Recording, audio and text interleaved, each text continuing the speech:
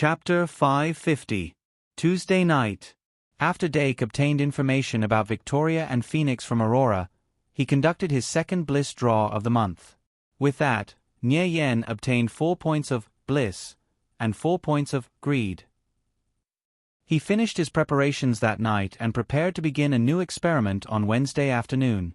But before that, the second-year magisters would welcome their first magician language professor. The importance of a magic language to magisters was undeniable. As the magisters delved deeper into their studies, the magic language would be used in all aspects. Whether it was the creation of magic spell cards or the directional creation of magic elves, they all required the use of a magic language. The difficulty of learning a new language from beginning to end was needless to say. Moreover, a magic language was a language that could be continuously developed and had no end point. Most magisters would continue to study it even after graduation and devote their lives to it. Remember the website, VIP Kanshu. VIP. Therefore, it was important to lay down the foundation. Under such circumstances, a good magic language professor was crucial for students who had just come into contact with the magic language. Dake Dimeng was no different in this aspect. Although he had self-taught a magic language, the foundation he had laid was ultimately not as good as the systematic teaching of a professor. There were too many aspects of a magic language that needed to be personally taught and carefully taught by a professor. Under normal circumstances, the sixth-year professor from last year should be teaching us.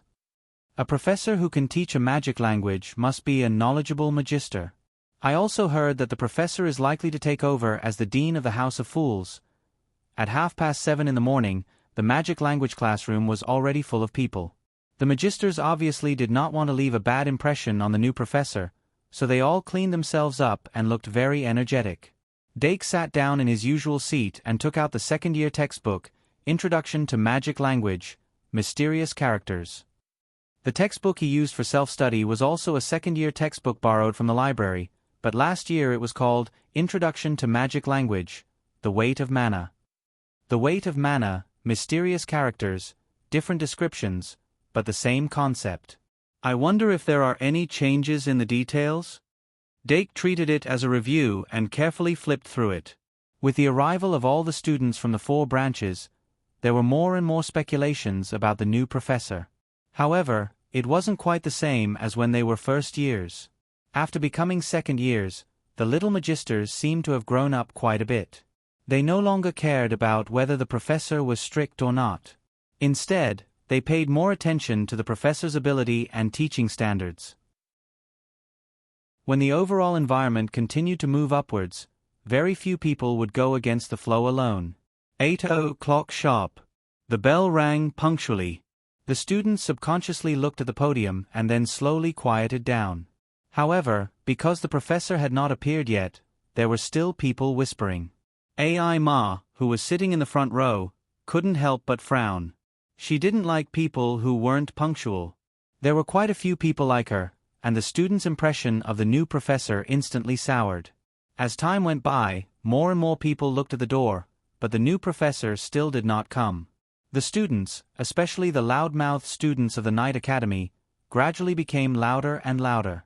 Dake frowned slightly. Although the professors of the Shang Malian Academy had various backgrounds and identities, most of them were reliable. There shouldn't be a professor who would be late for his first class, right? Not sure. Thinking of this, Dake exhaled and his brows relaxed. Dake, why isn't the professor here yet? Deanna leaned her head back on the table in the back row and turned her head to ask. Maybe something unexpected happened? Dake replied with uncertainty. Luo Si also said with concern, is the professor really reliable this time? 5 minutes after class started. The professor still didn't appear. The loud Luo boat couldn't help but stand up and say, what's going on? A professor who's even late for class. Can he really teach good people? White Gouda hurriedly pulled him down and whispered, don't, maybe the new professor just has something to do? What could it be? Luo Boat said with dissatisfaction, our castle is so safe. As long as he doesn't drink too much, it's impossible for him to get food poisoning. Even if he did get sick, he could use the school card to notify us, right? Most likely he's just a lazy guy who overslept.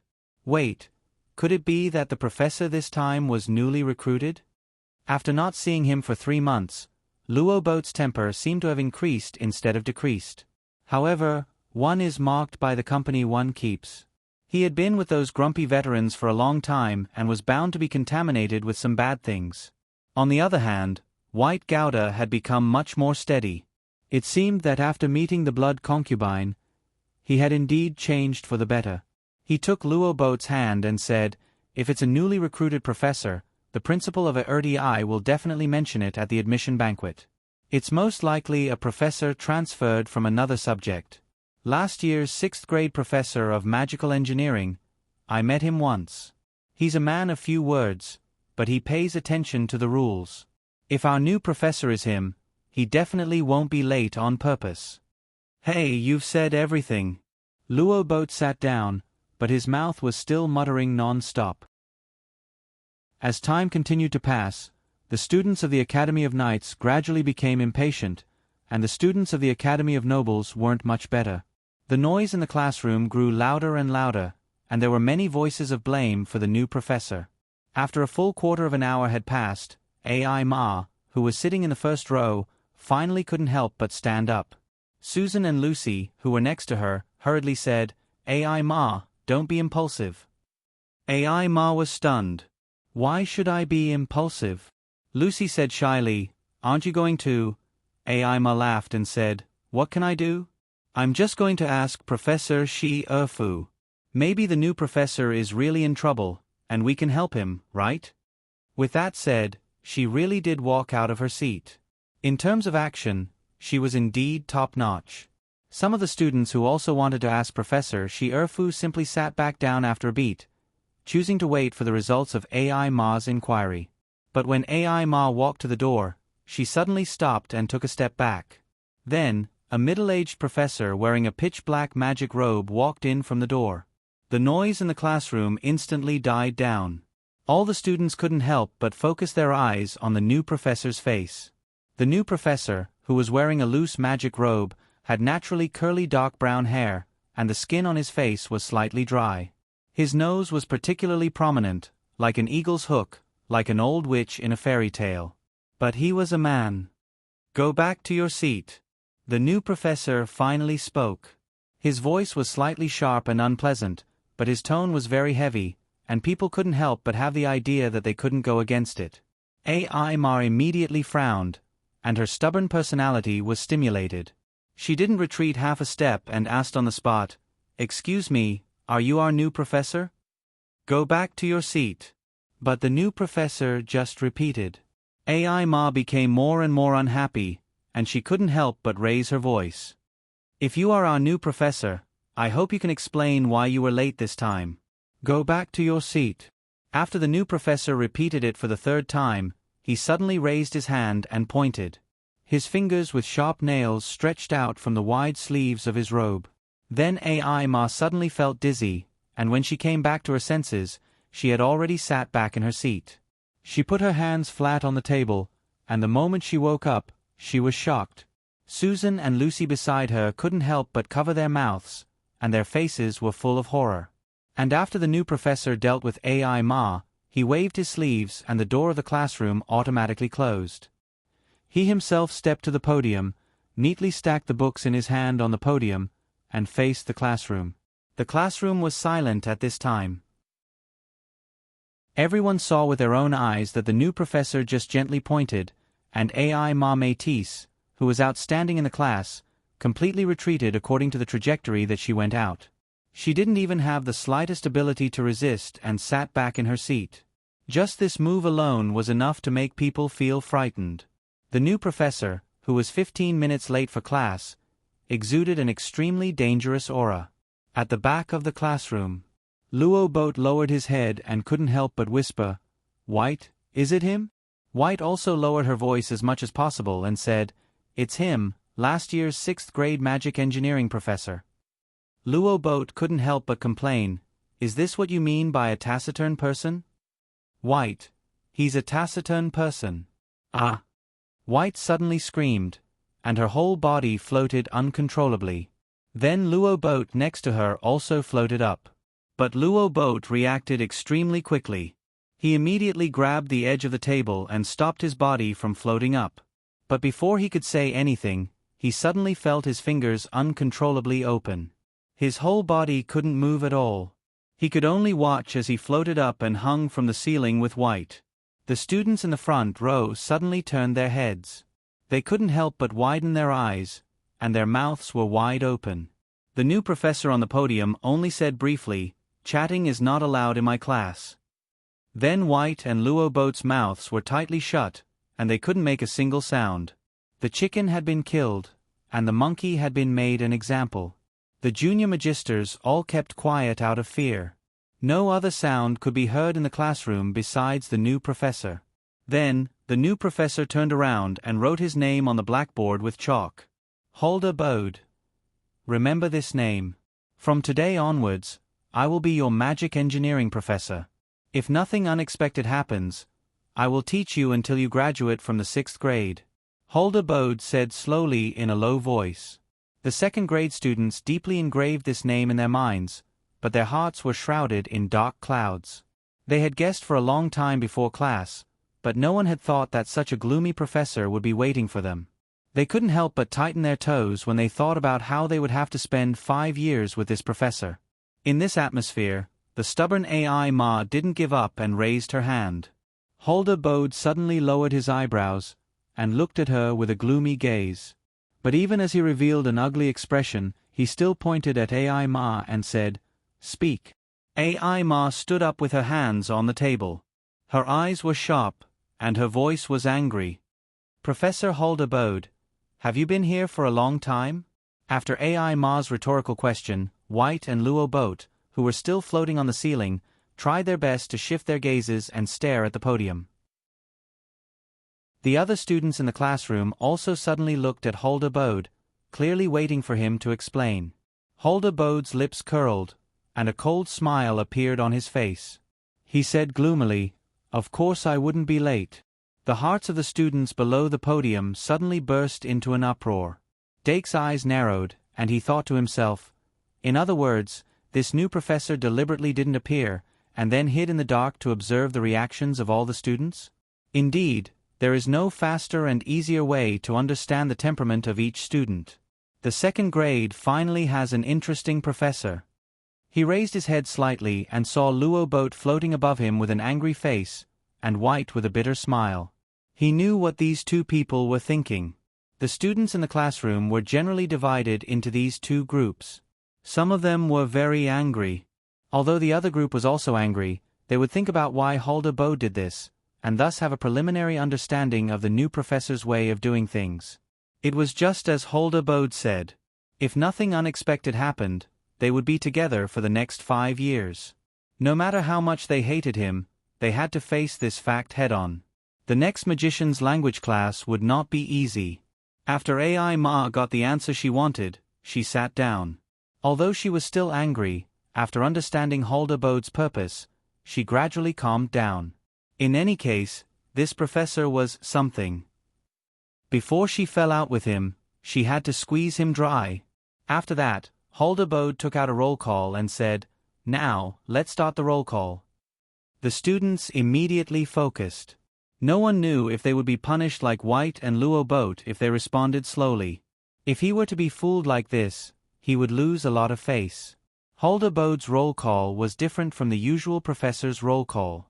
Every time a student was called, he would make them stand up and then write a note on the roll call. In this way, it took a long time for all the students in the 4 departments to be called. During this time, although White and Luo Boat were not put down, they regained the right to speak. After Professor Bode finished the roll call, he didn't say anything excessive and directly started the class. Unlike his particularly gloomy appearance, although he didn't say anything extra in class, the frequency of calling people to answer questions was extremely high. Once someone was found to be incoherent or distracted, he would directly hang them up like White and Luo Boat. Professor Bode allowed them to continue listening to the class with textbooks in their hands. However, listening to the class from the ceiling was obviously different from listening to the class from a seat. The few students who were hung in the air blushed and were embarrassed. The students who were lucky enough to escape were silent and listened to the class more seriously than ever. After all, not everyone had rich experience with being punished like White and Luo Boat. However, for serious and diligent students, Professor Bode's strictness was not a threat. What really troubled them was that Professor Bode seemed to think that everyone should immediately understand and grasp new knowledge after reading it once. If they couldn't grasp it, they were stupid. His attitude towards stupid people was even worse. He really didn't hide it. On the contrary, his attitude towards serious, diligent, studious, and intelligent students would change very quickly. For example, Ai Ma Métis, who contradicted him many times in the beginning, was not punished at all. And when listening to her answer questions, Professor Bode was obviously more patient. Although some people noticed this and shouted in their hearts that it was unfair. But wasn't this unfairness fair? Serious, hard-working, and intelligent people would be treated better. This in itself was fair. Professor Holder Boyd had fully implemented this principle. So when he repeatedly called Dake to answer questions, he found that Dake had already mastered the introductory knowledge of the magic language. When he explained the content, he suddenly became more in-depth and would say more things that were not in the textbook. In the middle of the class, Doc was keenly aware of this change. In his heart, his impression of this gloomy professor suddenly increased by several times. While everyone else still retained their dislike of Professor Hodel Bode, Dake found that he somewhat liked the professor. He carefully listened to the class and took notes. His curiosity couldn't help but increase. Generally speaking, people's views would change according to their different positions. Doc never denied his double standards and had a clear grasp of his own psychology. Although he didn't know Professor Hodel Bode well enough, he knew that in the next 5 years, this class of students would do well in the magic language. Ring, ring, ring. The class bell rang. Professor Hodel Bode immediately interrupted his lecture. After leaving twice as much homework as usual, he left without a single word of praise. It wasn't until his footsteps completely disappeared that the second-year students, who had been silent for the entire class, suddenly exploded. All kinds of venting yelling made the entire classroom look like a group of demons were dancing. Luo Boat, who was finally lowered from the ceiling, shouted loudly that he wanted to complain to Professor Shi Erfu. A Knight Academy student, who was also hung from the ceiling, immediately reached a consensus with him. He even started to jointly complain and began to collect signatures. Dake was just thinking about the new knowledge he learned in class when he suddenly realized that the complaint signature form was already in front of him. He opened his mouth and returned the form to Luo Boat, who was in charge of this matter, and asked, "Are you going to tell Professor Shi Erfu that you were punished by Professor Bode for being absent in class, so you want to complain to him and get him replaced?" There was no parent committee in this world. After listening carefully, Robert's expression froze, turning into a purple eggplant. However, the most dispirited people in the classroom were the students of the House of Fools, who had always been insignificant. This was because Professor Hodel Bode mentioned before the class that he had indeed taken over the position of the Dean of the House of Fools. What kind of huge changes would Professor Hodel Bode's position bring to the House of Fools? Would the students of the House of Fools, who had always been muddling along, be able to continue until they graduated? Could well-prepared, and most likely, continue to be the shield that protected the House of Fools? Would Victoria Dimming, who had just become a first-year student of the House of Fools, be able to recover? The most interesting thing about this world was that the situation was always changing. As long as one was willing to discover, there would always be endless melons to eat. Dake Dim Eng comforted Di Anna, who was even more confused after the class, while looking forward to the future. It was already the third day of school, and there was finally something different. After the magic and language class, it was Professor Pawa Cheong Si's dual class, which was also the last class of the week. The second-year students received the notice last night and came to the dual hall on the first dual class of the second year. Professor Pawa Cheong Si, who was dressed casually, warmly welcomed them with high-intensity physical training in the first class. Of course, this was not a show of strength. Professor Pawa Cheong Si was just using his enthusiasm to tell the students that the dual class of the second year was not as complicated as before. 3 words, run. Professor Jones waited until there were only a few students left on the ground before he said with a hand on his chest, "I don't know if Professor Nini forgot to tell you. Anyway, starting from the Friday afternoon of the 4th week of school, the dungeon in the college will be officially open to second-year students. However, you have to rent a dungeon escape device to enter the dungeon. When you were in your first year, you entered the dungeon to enjoy the scenery. I believe you know the importance of physical fitness. In order to prevent you from entering the dungeon out of curiosity and triggering the dungeon escape device, due to exhaustion, from today onwards, every dual class will be held in the hall. I will customize the physical fitness training plan according to your physical fitness. You have 3 weeks to train. On the 25th of September, there will be a physical fitness assessment. Those who pass will be rewarded with academic credits. Those who fail will have their academic credits deducted and will be banned from entering the dungeon until Halloween." The more Professor Pawa spoke, the more the students' jaws dropped. When it was mentioned that they would be banned from entering the dungeon after passing the physical fitness assessment, the students who were lying on the ground gasped in shock. Due to the presence of the dungeon escape device, many students did not pay much attention to the dangers of the dungeon. They also did not experience the pain of being in debt. During this period of time, the topics were either elective classes, clubs, or the dual club and the dungeon. Their desire to enter the dungeon for tourism was getting stronger. Professor Cheong-si's words were like a heavy blow to their heads, leaving them speechless. Of course, this is a dual class and not a physical fitness class. Therefore, you can't neglect the teaching of dual knowledge. Don't forget to participate in the dual club's recruitment. I'll be watching you from the sidelines. No one listened to what he said after that. After the physical fitness training, Professor Cheong-si divided the 160 students into more than 10 small groups.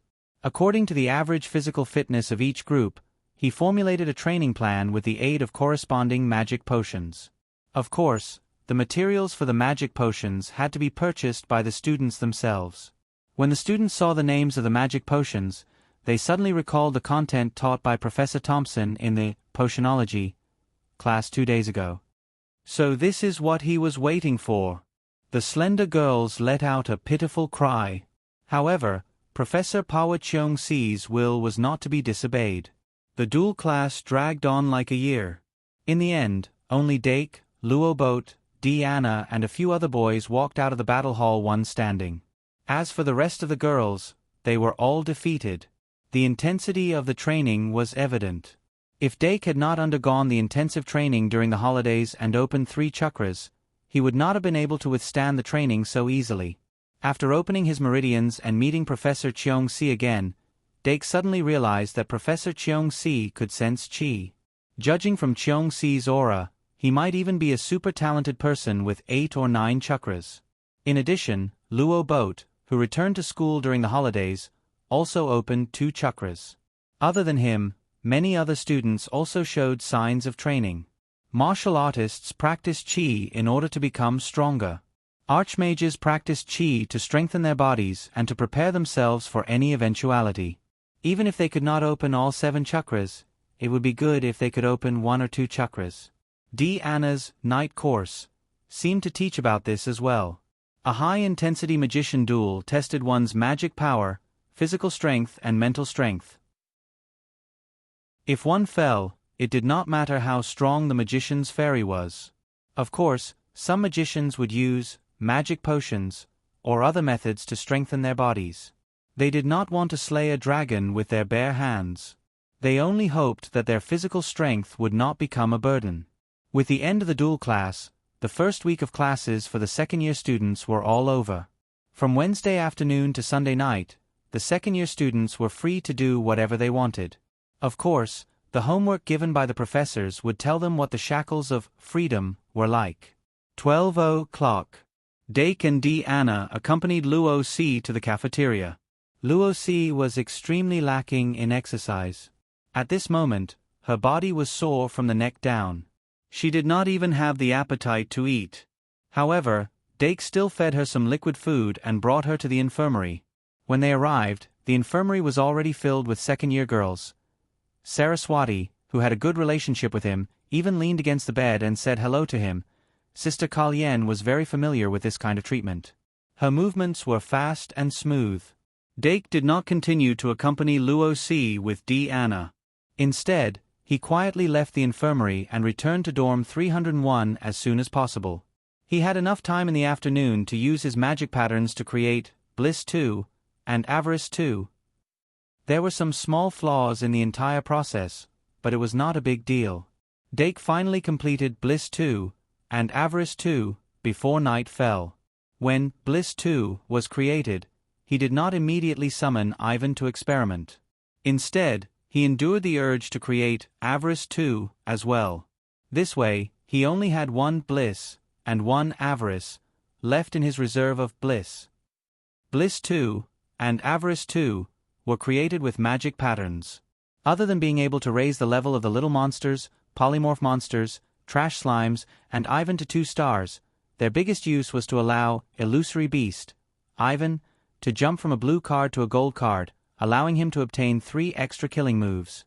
Dake already had a Avarice 2 card. However, after the new creation method appeared, the old Bliss cards would slowly be phased out. Dake would not throw them away. There was a high chance that he would store them for later use.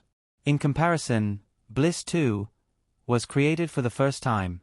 He was very much looking forward to what kind of killing move Ivan would obtain after using Bliss 2. Dake resisted the urge to experiment immediately. First, he tidied up the remnants of his experiment, then flipped the notebook to the page with a list of Ivan's killing moves. Pride 2, First Edition, Mimic, Round Eyes, Pride. Pride 2, Second Edition, Mimic, Round Eyes, Pride. Help. Pride 2, Third Edition, Mimic, Round Eyes, Pride. Help. Big Sunny Day, Pride. Avarice 2, Second Edition, Mimic, Round Eyes, Greed. Desire. Cross out the first and second editions, leaving only the third edition. Let's start with Avarice 2, Third Edition. Ivan. Squeak. Little Ivan, who had been waiting for a long time, immediately ran over with its short legs. Dake bent down and scooped it up, hugging it in his arms and revealing its soft belly. Then, he took out the newly crafted Avarice 2 and began to chant the usual summoning spell. When Avarice 2 gradually glowed, Ivan suddenly became alert and stared at the magic card. Then, it was blinded by the bluish-purple light released by Avarice 2. Squeak, squeak, squeak. When it subconsciously closed its eyes, Avarice 2's energy had already entered its body. Although there were no changes on the surface of its body, its inner essence had indeed changed. Illusory Beast, Ivan's magic card, which originally only had 1 star, suddenly had 1 more star. Then, on the skill column of Mimic, there were 3 new killing moves in one go. Card name, Illusory Beast, Ivan. Type, Elven card. Level, Race, Bird/Beast. Attribute, Normal. Magic power, 500. Attack, 700. Defense, 300. Killing moves, Mimic, Round Eyes, Desire, Sandstorm. As expected, there's an additional field skill. Dake continued to inject magic power into the card and received feedback. Its eyes were filled with the excitement of anticipating success. A Pokemon like Ivan belonged to the normal type before it evolved. Although it could learn the ground type, sand stirring, and tunnel digging skills, it was actually unable to learn other ground type, rock type, and ice type skills. Of course, the rock type sandstorm field skill was originally not in the list of skills that it could learn. However, the current situation was that it had indeed mastered the sure kill skill, Sandstorm. Looks like I need to change some of my old ways of thinking. Dake pondered for a moment and looked at the details of Sandstorm. Sandstorm. Greed uses the power of Saturn to create a sandstorm on the ground. Within 5 rounds, a violent sandstorm will rise from the ground. Every grain of sand will deprive the target of their life force. Except for rock, ground, and steel-type targets and targets with the power of Greed, at the end of each round, the target will receive 300 to 600 true damage. The ground-type killing move's power is increased by 50%. The rock-type Elven's defense is increased by 50%. A field skill that's completely different from Great Sunny Day, Pride. Dake lowered his head slightly and saw that little Ivan was gently biting his arm. He didn't care. Compared to Great Sunny Day, Pride, Sandstorm, Greed, S effect lacked the ability to reduce attributes that countered each other. However, it had the ability to buff 2 different attributes. Furthermore, it also had true damage. The so-called true damage meant that it ignored defense and transformation effects and directly dealt true damage to the target. The 300 to 600 true damage per round didn't seem like much, but after thinking about it carefully, one would realize that it was actually very terrifying. True damage that ignored defense and transformation effects could not be ignored at any time. Furthermore, this was only a field skill released by a 2-star Elven. However, the problem with Sandstorm, Greed, was also very straightforward. Its damage to life force was indiscriminate. Any Elven that entered its Sandstorm, as long as it wasn't rock, ground, or steel-type targets or targets with the power of Greed, would receive true damage. If it wasn't used properly, it could become a sharp blade that could harm oneself. But no matter what, as a field skill, it's already powerful enough. Dake was very excited. He quickly recorded the information of this sure kill skill in his notebook. It was a pity that due to the environmental restrictions, he couldn't test out the sure kill skill of Sandstorm on the spot. It was a pity. After playing with little Ivan for about 10 minutes, the effects of Greed 2 gradually faded. Dake watched as it turned back into a 1-star Elven. He then took out Bliss 2 and began to summon it. Compared to Greed 2, this level 2 Bliss card was created for the first time. It had the possibility of having 2 new sure kill skills. Ivan blinked its eyes and bathed in the golden pink glow of Bliss 2. Its clear eyes turned into the shape of Hot Suit. Squeak, Ivan took the opportunity to become clingy. Dake used one hand to deal with it. His other hand switched to Illusory Beast, Ivan, and infused it with magic to check. This Elven card went from 1-star to 2-star. There were indeed 2 new sure kill skills in the sure kill skill column. Card name, Illusory Beast, Ivan. Type, Elven card. Level, for all, race, bird/beast. Attribute, normal. Magic power, 500. Attack, 700. Defense, 300. Sure kill skills, Mimic, Round Eyes, Coquettish, Misty Field. Let's start with Round Eyes. Round Eyes. Ivan looks at the opponent with mesmerizing eyes. Mesmerizes the opponent and reduces the opponent's desire to attack. It really is Round Eyes, Bliss. The third sure kill skill is the Farious Coquettish. Help, Pride. Coquettish, Greed. Coquettish, Bliss. Dake had some recollection of the sure kill skill, Coquettish. He knew that it was a sure kill skill that could reduce the opponent's attack power. Coquettish. Gazes at the opponent adorably. Induces the opponent to be careless and greatly reduces the opponent's attack power. As expected. Little Demon Beast.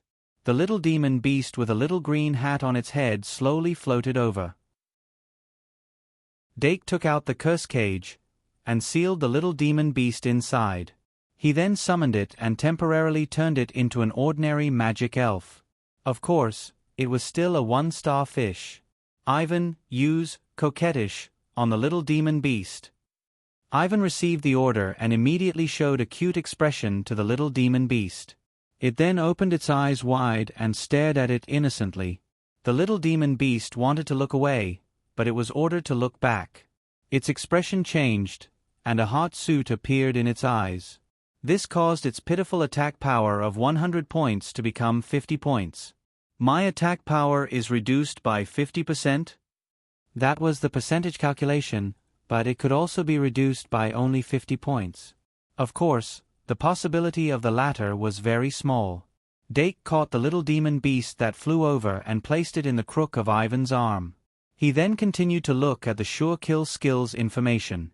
After Ivan was injected with Bliss 2, he received the Farious Misty Field. Misty Field, Bliss pray for the power of the moon and release the fairy mist. Within 5 rounds, the ground will be covered in pink mist. Targets shrouded in the fairy mist will not fall into an abnormal state. If the target has the power of Bliss, it will receive an additional Charming Body effect. Dragon-type Sure Kill skills will have their power reduced by half. Charming Body, a passive skill that can mesmerize the opposite sex that comes into contact with it. Although Bliss is limited, it can make every Bliss magic elf a killer of the opposite sex. In addition, any magic elf in the mist will not fall into an abnormal state like confusion. Looks like it works indiscriminately again. I wonder if Misty Field can seal off the opponent's berserk? Dake suddenly had a flash of inspiration. He had more ideas about how to use Misty Field. If I can seal off berserk, Sure Kill skills, this will be a very targeted field skill. In addition, the effect of having the power of dragon-type Sure Kill skills is also quite useful. It's a pity that it doesn't seem to increase the Sure Kill skills of the fairy attribute. Dake suddenly looked at the green-eyed baby dragon on the other side of the room. This Misty Field, Bliss, was simply the nemesis of the green-eyed baby dragon. The green-eyed baby dragon's reverse scale was very likely to be sealed by the fairy mist. 5 in 1 10,000 plus. Bring me the monthly ticket? Omega /. It's the last few days, don't let the ticket gather dust. 168/233. Chapter 551. Sure Kill skills such as Dragon's Reverse Scale and Berserk basically require the user to enter a negative state to stimulate the user's potential and complete the explosion of power. Once the source of the skill was targeted, this type of Sure Kill skill would be completely sealed. Dake nodded in satisfaction. The 2 field skills obtained through Greed 2 and Bliss 2 each had their own merits and were very useful. It was worth it to spend 3 points of Greed and 3 points of Bliss to refine them. However, there was still a difference in strength between the level 2 great sins. Moreover, there was only one illusory beast, Ibu, so it wasn't good to put too many great sins 2 into the deck. The 2 old Pride 2 and 1 Greed 2 could be put into the backup deck for the time being. In addition, there were 2 old and new Pride I cards, so 1 could be put into the deck.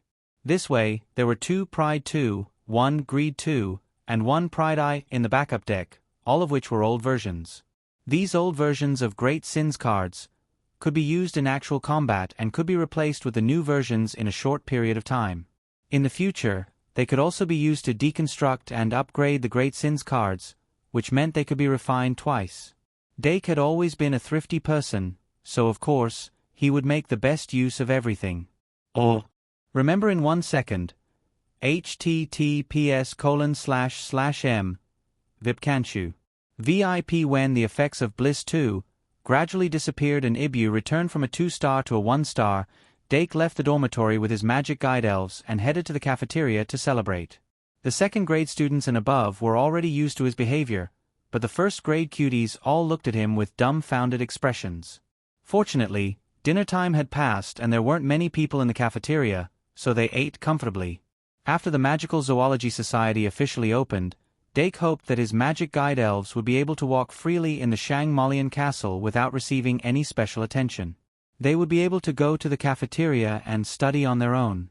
Although the magic guide elves weren't able to enter the school like Victoria and Felix, they were still learning the first-grade curriculum. Dake's notes from the first grade were there, Professor. After dinner, Dake took the magic elves for a stroll around the castle before slowly returning to the dormitory. Tonight, the aristocratic compound was very jubilant. The main force was the second-year students. They probably thought that there would be no classes tomorrow, the day after, and the day after, so they were unusually excited. A 4.5-day long holiday like this was rare in Shangmalian Academy. And after becoming a second-year student, as long as they ignored the elective classes, they would have a long holiday every week. This was simply the gospel of the lazy party. The excitement of the second grade also led to the excitement of the first grade. After all, they didn't have classes at night, and their studies were easy since school had just started. Dake saw the two little princesses who had become the center of attention of the first graders and went upstairs without turning his head. While the little princesses were still immersed in playing house in the first grade, he had to enjoy this peace. Because he had a premonition that his leisure time was running out. After returning to the dormitory, Dake first finished his Magic Guide language homework, then opened the 3,000 Uses of the Curse Cage, and began to review the creation method of the Curse Cage. During the last school year, he spent a lot of time and effort to create a curse cage. Although he succeeded in the end, there was a lot of luck involved. But this time, he had more credits, so he wasn't afraid of failure. Moreover, after a successful experience, at least he had a foundation in the compilation of the curse cage. In that case, he just had to adjust the foundation of the original curse cage. However, when the curse cage was mentioned, he would think of the fusion that he had created at the same time. The difficulty of fusion was much higher than the curse cage. If it wasn't for the guidance of Senior Panduola, he wouldn't have been able to create it. Even if he were to recreate it now, the success rate would be extremely low. But if he wanted to build a fusion card set, one fusion card was definitely not enough. Moreover, the fusion card that he had created was only the most basic type of the fusion card series. Above the fusion magic card, there were Fusion Gate, Advanced Fusion, Forced Fusion, Elemental Fusion, and many other types of fusion cards. Among them, he was most concerned about a Magic Guide card called Advanced Fusion. As the saying went, there were high and low levels. The existence of Advanced Fusion meant that the fusion card in his hand was only a low-level fusion. And it was obvious that there was a limit to the low-level fusion.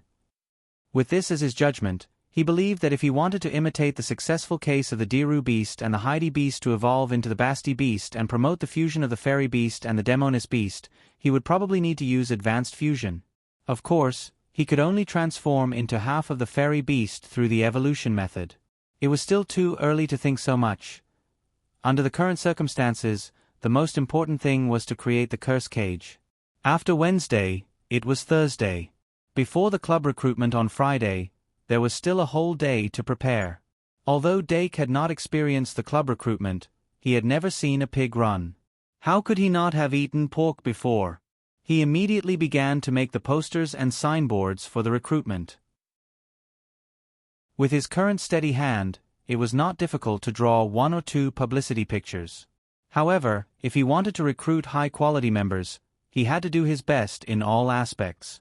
A qualified publicity poster not only had to show the club's theme content, but it also had to make people have a sense of anticipation of, this is the club. After careful consideration, Doc chose a clever way to deal with it. First of all, he added the word reboot on the poster. Secondly, he brought out the 2 great gods, Valkyrie and Sage of Beasts. As long as people knew that the Magical Animal Club was the club where Valkyrie and Sage of Beasts used to be, the club's prestige would skyrocket in an instant. As for the club's founder, Grand Magus Peter and the equally famous Brave Brett, on one hand, they were no longer around. On the other hand, Dake was not familiar with them. Using other people's names for publicity, he naturally chose people who would definitely agree without asking. Finally, and most importantly, he had to clearly indicate the number of recruits on the poster. For this semester, Dake only planned to recruit 5 people. Not one more, not one less, just 5. Better to go without than have something substandard. Combining the above elements, Dake reluctantly drew 2 posters. One was to be posted on the board as a signboard, and the other was to be posted at the recruitment site. In the process of making the poster, he was full of expectations that the club's reserve members, D. Anna and Luo C., would come to help, but they did not come. This gave Dake a vague bad feeling. But because he was busy making the poster, he did not knock on the 2 girls' dormitory door. Time flew by, and in the blink of an eye, it was Friday morning. Dake came back from his morning exercise, took a hot shower, and came to the desk. He listed all the items he needed to buy this weekend, and prepared to go to Travelers Street after the recruitment. These days, because of the physical assessment, there were more and more people doing morning exercises. But most of the students' morning exercise intensity was still not high. They needed a process of adaptation, and the help of magic potions. Dake also received the training plan customized by Professor Cheong-si. What surprised him was that the training plan was not for physical fitness, but for chi. Professor Cheong-si saw his situation at a glance, and customized a corresponding morning exercise plan. According to this plan, he could probably open the fourth chakra before the end of his second year. Although this speed was not fast, it was actually very powerful if he could achieve it with only a small amount of time in the morning exercise. Most importantly, this would not affect his daily pace at all. He could not spend time on chi training. If he could integrate it into his morning exercise, it would be perfect. Dake gradually calmed down and concentrated on thinking. In addition to the materials for the magic potion for the morning exercise, the things he needed to purchase this weekend included the materials for the spell cage, the modification materials for the club's classroom, the cultivation magic potions for the catgrass and the worm tree, and the magic props that could guide the fragrance of flowers. If he listed all of them, 3 pieces of paper would not be enough to write them down. It will take a lot of time just to buy all of these things. Dake knocked on his head, and he felt that his head was a little swollen. Forget it, let's prepare for the club recruitment. 11:00 sharp. After Dake finished his lunch in advance, he brought a few magic elves out of the tower. The weather today was slightly gloomy, and there were piles of clouds in the sky. The water molecules in the air were excessive, and the humidity was slightly high, giving people a feeling that it would rain at any time. But this cloudy weather was just right for the club recruitment. The largest organization in Shangmalian Academy was the Duel Club, and the most powerful organization was the Student Council. The Duel Club existed independently of all other clubs, and it was the only club that could be joined. The Student Council was an organization that assisted the Academy's management, and the club's guidance professor was the vice principal Shi Erfu. But the Student Council did not recruit new members. From the 2nd to the 6th grade, there were 4 leaders in each grade, and they were members of the Student Council. The president of the Student Council every year was also selected from these leaders. By the way, Dark had received an invitation from the Student Union to be the prefectural leader this morning, but he had rejected it. The Student Council had no choice but to take a step back and ask for Doran's opinion. If there were no accidents, Doran Teddy would become the second-year leader of the aristocratic academy. But the Shangmalian Academy system of leaders felt more like a class monitor. Just like a class monitor, a leader was not a lifelong position. If one's performance was not good enough, or if their results were not good enough, they would be dismissed. Dake recalled what happened this morning, and he could not help but smile as he walked out of the castle gate. The bright afternoon sun was blocked by white clouds, and the shadows of the castle and the tower crisscrossed on the ground. In the open space in front of the castle, the people in charge of the recruitment of the various clubs had already arrived. Every club had a fixed location, and the large clubs would have their locations in the most obvious and spacious places. The small clubs were basically clustered together, and the environment was relatively simple. Some small clubs that did not have 5 members after the senior members graduated and left would even send out all their members, treating the recruitment of the club as a battlefield of life and death. The entire recruitment site was unexpectedly filled with the smell of gunpowder. Dake looked around as he walked. If it were not for the lion beast behind him carrying the club recruitment signboard, the thirsty people in charge of the recruitment would have already pounced on him. But even so, Dake was still stopped by someone. Dimming. Good afternoon, Owen Sr. Dake looked at Michael Owen, who came in from the side, and stopped for a moment. Under the gaze of the crowd, this senior of the aristocratic academy, who was now in the 4th grade, habitually brushed his blonde bangs and revealed his white teeth, showing that he was in a good state of mind. Beside him was a red-haired senior with eyes as beautiful as rubies. Dake politely looked away, not letting his gossipy heart go wild on the spot. Michael Owen glanced at the signboard on the lion beast's shoulder and asked somewhat helplessly, "Don't tell me you've already established the club? Even the old foxes in the senior years are not as fast as you." Dake laughed and said, "Senior, is there a problem?" "Nothing." Owen sighed and said, "I just wanted to ask you, do you want to give up on your own club and join the Aristocratic History Research Club?" Dake smiled and said, "I've already answered this question many times." Owen took a deep breath and suddenly lowered his voice and said, "It's like this. If you join our aristocratic history research club, you only need to endure for a year, and when you're in the 3rd grade, you'll be the president." As soon as he said this, Maggie, who was beside him, raised her eyebrows. There were people in the other clubs who were paying attention, and there were also people who looked shocked. Obviously, Owen had deliberately lowered his voice, but it was still heard by others. However, making such a promise in such a public place was also a show of sincerity. Dake felt his sincerity and said calmly, "But I'm really not interested in the Aristocratic History Research Club." Owen hurriedly said, "There are people in charge of the Aristocratic History Research Club. Our club is really—" Dake suddenly raised his hand to stop him and said, "That's enough, Senior. I've already made it very clear." Then he patted Owen's shoulder and continued to walk to the corner of the venue. A newly established club had no human rights. Michael Owen stood in the same place for a long time, and in the end, he was pulled back to the Aristocratic History Research Club's recruitment site by his girlfriend. The Aristocratic History Research Club was very large, and it was ranked very high among the clubs in the Shang Malian Academy. Their recruitment site was spacious and gorgeous, decorated like a luxurious suite. Meanwhile, in the recruitment area, a senior student who also had bright blonde hair was sitting behind a curtain, drinking pearl milk tea that had recently become popular in the palace. "It seems that you didn't complete the mission." When he heard Owen and Maggie's footsteps, he said without raising his head, "I'm sorry, President. Dake Dimeng has already established a club, and it's the club that the Valkyrie and Hero joined when they were students." "That, the Animal Club?" "Yes." "Then there's no other way. You can see if there are any other potential newcomers. I'm going to take a nap." Michael Owen looked at the new president who was leaning on the recliner in the blink of an eye, and his mouth twitched. At the beginning of the new semester, this 5th-year student, who had been wandering outside after joining the History of Aristocrats Research Society, suddenly rose up and kicked some of the members, led by Angus Jeffrey, out of the History of Aristocrats Research Society. Yes, he kicked the president out.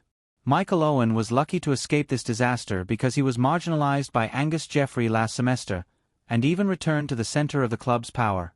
Before the other clubs could react, the Aristocratic History Research Club had quietly completed the change of power. Before that moment, Michael Owen had never thought that there would be such a change. At that time, he was still worried about his future situation. However, Angus Jeffrey's reputation was almost ruined during the holidays, and he became a laughingstock. It seemed natural that he would be replaced. It was just that this new president was a little too lazy. The reason he kicked Angus Jeffrey out seemed to be because he couldn't afford to lose face if he continued to let Jeffrey be the president. Dake finally occupied a small and simple space in the corner. Then, he inserted the signboard on the ground and spread the poster in front of the table.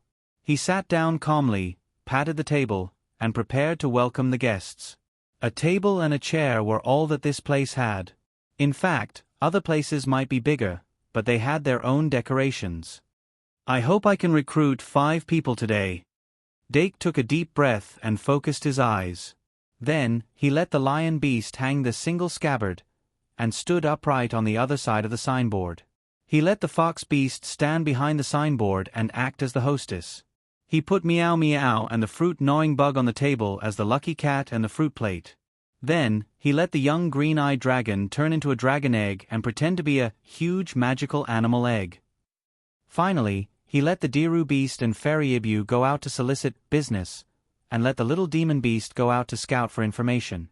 In this way, the whole arrangement was complete. However, the recruitment would only start at 12 o'clock sharp. At that time, the students who had been waiting for a long time would flood into the venue like a wave. The majority of the people would definitely be the second-year students who were eager to join the club, but there would also be a lot of first-year students who were just here to join in the fun or to prepare for next year's club. In addition, there would also be students who didn't join the club or wanted to leave the club and transfer. On the other hand, the dual club's recruitment would start at 2 o'clock in the afternoon, which would coincide with the club recruitment. The second-year students had 2 hours to make a preliminary selection. Although the club recruitment would last until the end of the weekend, if the club recruited satisfactory new people, it was very likely that they would close the stall. Therefore, these 2 hours were still very important. Dake's goal was to recruit 5 people in these 2 hours. However, the first customer that came to his stall was not a student who had come to join the club. Before the recruitment event even started, Dake's stall was already packed with people. "Isn't this inappropriate?" Black lines appeared on his forehead as he smiled bitterly. "So, are you really not going to consider our literature club?" Helena Tracy, the senior from the literature club who had a very good relationship with AI Ma, was currently looking down with her arms crossed in front of her chest. Her aura was astonishing.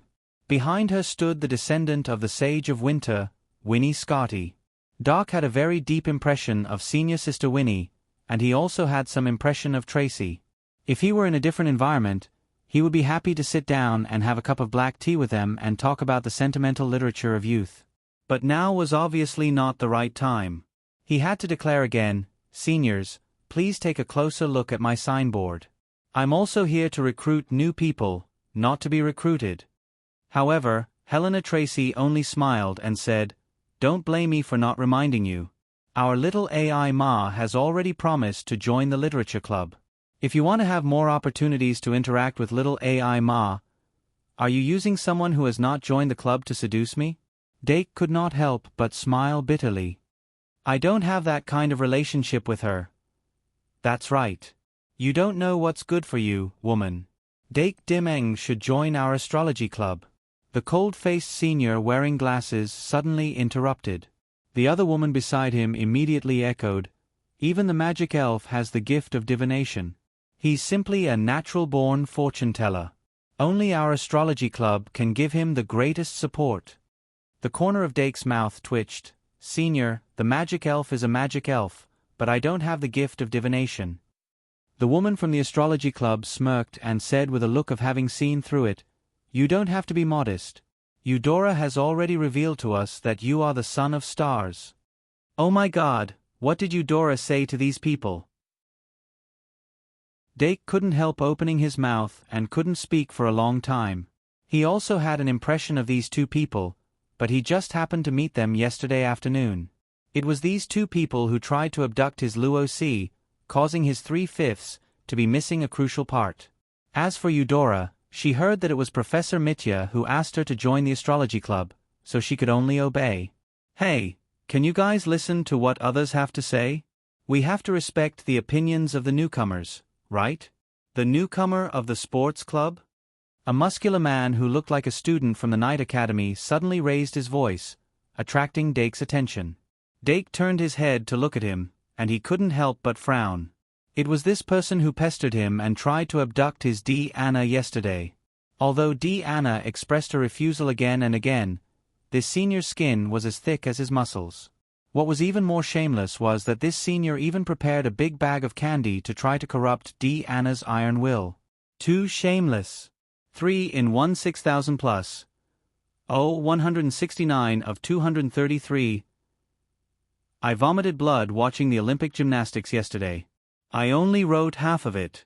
I will write the other half after I wake up. Warm reminder. This month's monthly ticket will expire in 2 days. With 14,000 words as the base, however many monthly tickets are added today, the update at this time tomorrow will add the same number of words, rounded. Challenge the limit. Chapter 552. The difference between a large club and a small club was still very obvious. Small clubs basically only wanted to survive, but large clubs needed to maintain a strong competitiveness in every grade. Therefore, they would pay attention to and rope in the little magisters when they were still in their first year. However, the official recruitment still had to wait until the second year. Therefore, during such a long period of time, the students who were originally booked were likely to be pulled away by other clubs. Therefore, the large clubs would basically make a move on the students they liked again after school started and before the recruitment. If the target was the kind of outstanding student whose talent was visible to the naked eye and was destined to reach the peak, they would naturally use some methods that catered to their preferences. For example, the sports club had obviously paid attention to D. Anna for a long time. The candy they used to corrupt Anna's will was the best limited edition ultimate candy in the candy world. If one was not an extreme candy lover, one would not be able to taste the true delicacy of the candy. However, the final result was completely beyond their expectations. First website, https://m Vipkanshu. VIPD Anna, who should have had zero resistance to candy, actually rejected their recruitment again with her steel-like will. Although the sports club still gave the bag of limited edition ultimate candy to Anna in the end, they lost, completely lost. However, the sports club never gave up. Since a frontal breakthrough was fruitless, they would use a roundabout tactic. In fact, they didn't need to do any research to know that as long as they recruited Dake Dimming into the club, Anna's line of defense would naturally be extremely easy to break through. Therefore, they launched a surprise attack on Dake at noon today. As for the literature club and the astrology club, they really came for Dake himself. After all, Dake was the top student of the second year, and he had just rejected the aristocratic history research club that they originally thought Dake would definitely join in front of everyone. If they didn't attack now, when would they attack? Especially for the astrology club, this was a good thing to kill two birds with one stone. The one with the strongest divination talent in the first year was undoubtedly Eudora, who had the eyes of stars. But in fact, Luo C. Flotty, an inconspicuous girl who had always been like a vassal of Dake and Anna, had a divination talent that was not inferior to Eudora. Moreover, Luo C's divination talent was the same as Eudora's, leaning towards astrology. This was undoubtedly a huge surprise for the Astrology Society. If he could get hold of these two gifted girls, it would be possible for the astrology club to surpass the literature club and boxing club in the future. If they wanted to break through Luo C's barrier, they would have to attack Dake Dimming. Therefore, the Astrology Society was especially thirsty for Dake Dimming, the son that Eudora mentioned. However, no matter how much sincerity these people showed, Dake would never agree. After all, the Magical Animal Society was responsible for the future of the magical elves. As a parent, he had to make some sacrifices for his children. Moreover, it would be much easier to join a large society and move forward while standing on the shoulders of giants.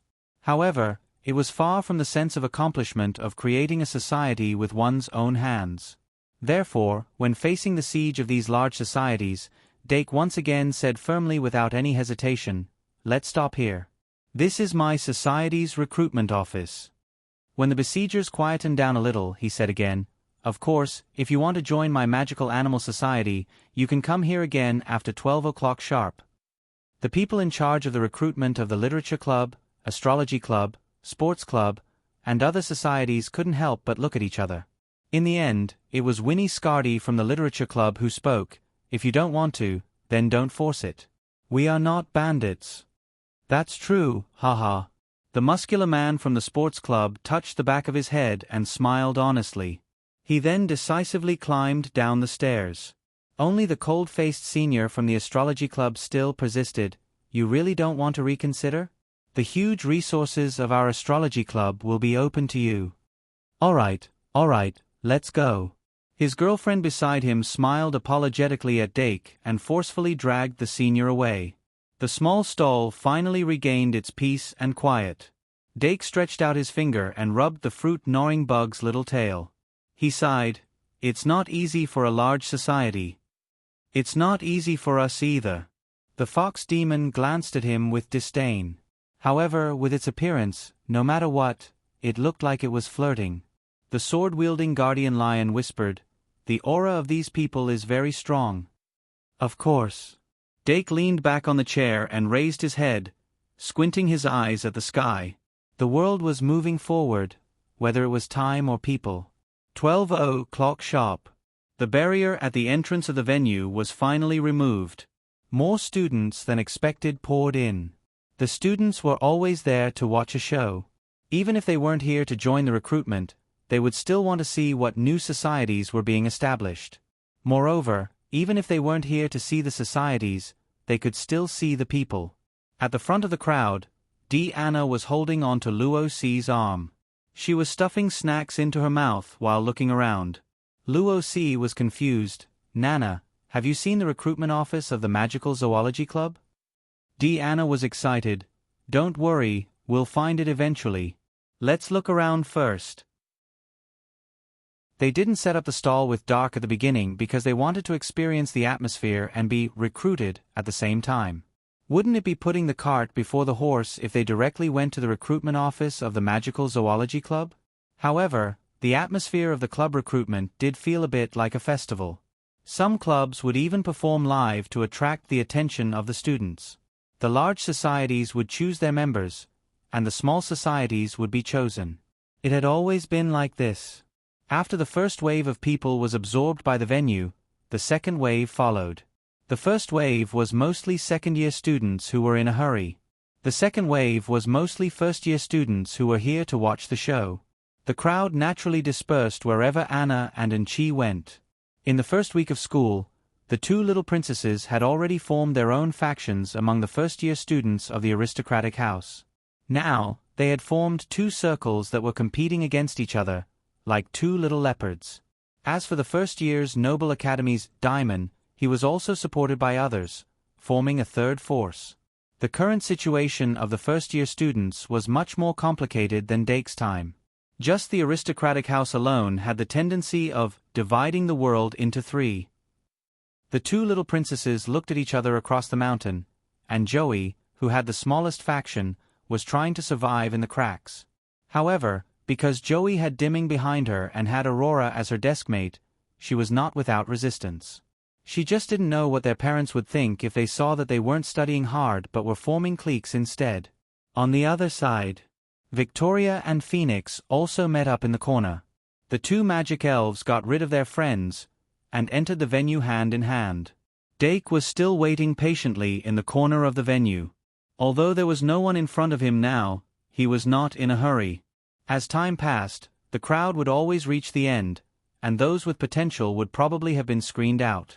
Dake's recruitment target was not the second-year students. He actually wanted to rope in two third-year students to fill the gap. If he could find someone with potential like Senior Angelia last year, he would be extremely lucky. However, the probability of this happening was very small, so he was now observing the new club next door. Although he was the only second-year student who had created a new club this year, there were surprisingly many third-year students who had created new clubs. Perhaps it was because they did not understand the rules of the club when they were in the second year, but they were familiar with it and had their own ideas in the third year. There were actually quite a few people like this. The students of the Shang Malian Academy were very independent. There would be many small 5-person clubs with 1 or 2 third-year students as the axis and a few second-year students as ordinary members in the future. For example, next door to Dake, there was a third-year senior sitting alone behind a table, nervously watching the second-year students gradually swarming over. Like Dake, she had also drawn a poster, but there was only one. The wooden sign only had the name of the club written on it, and it was very simple.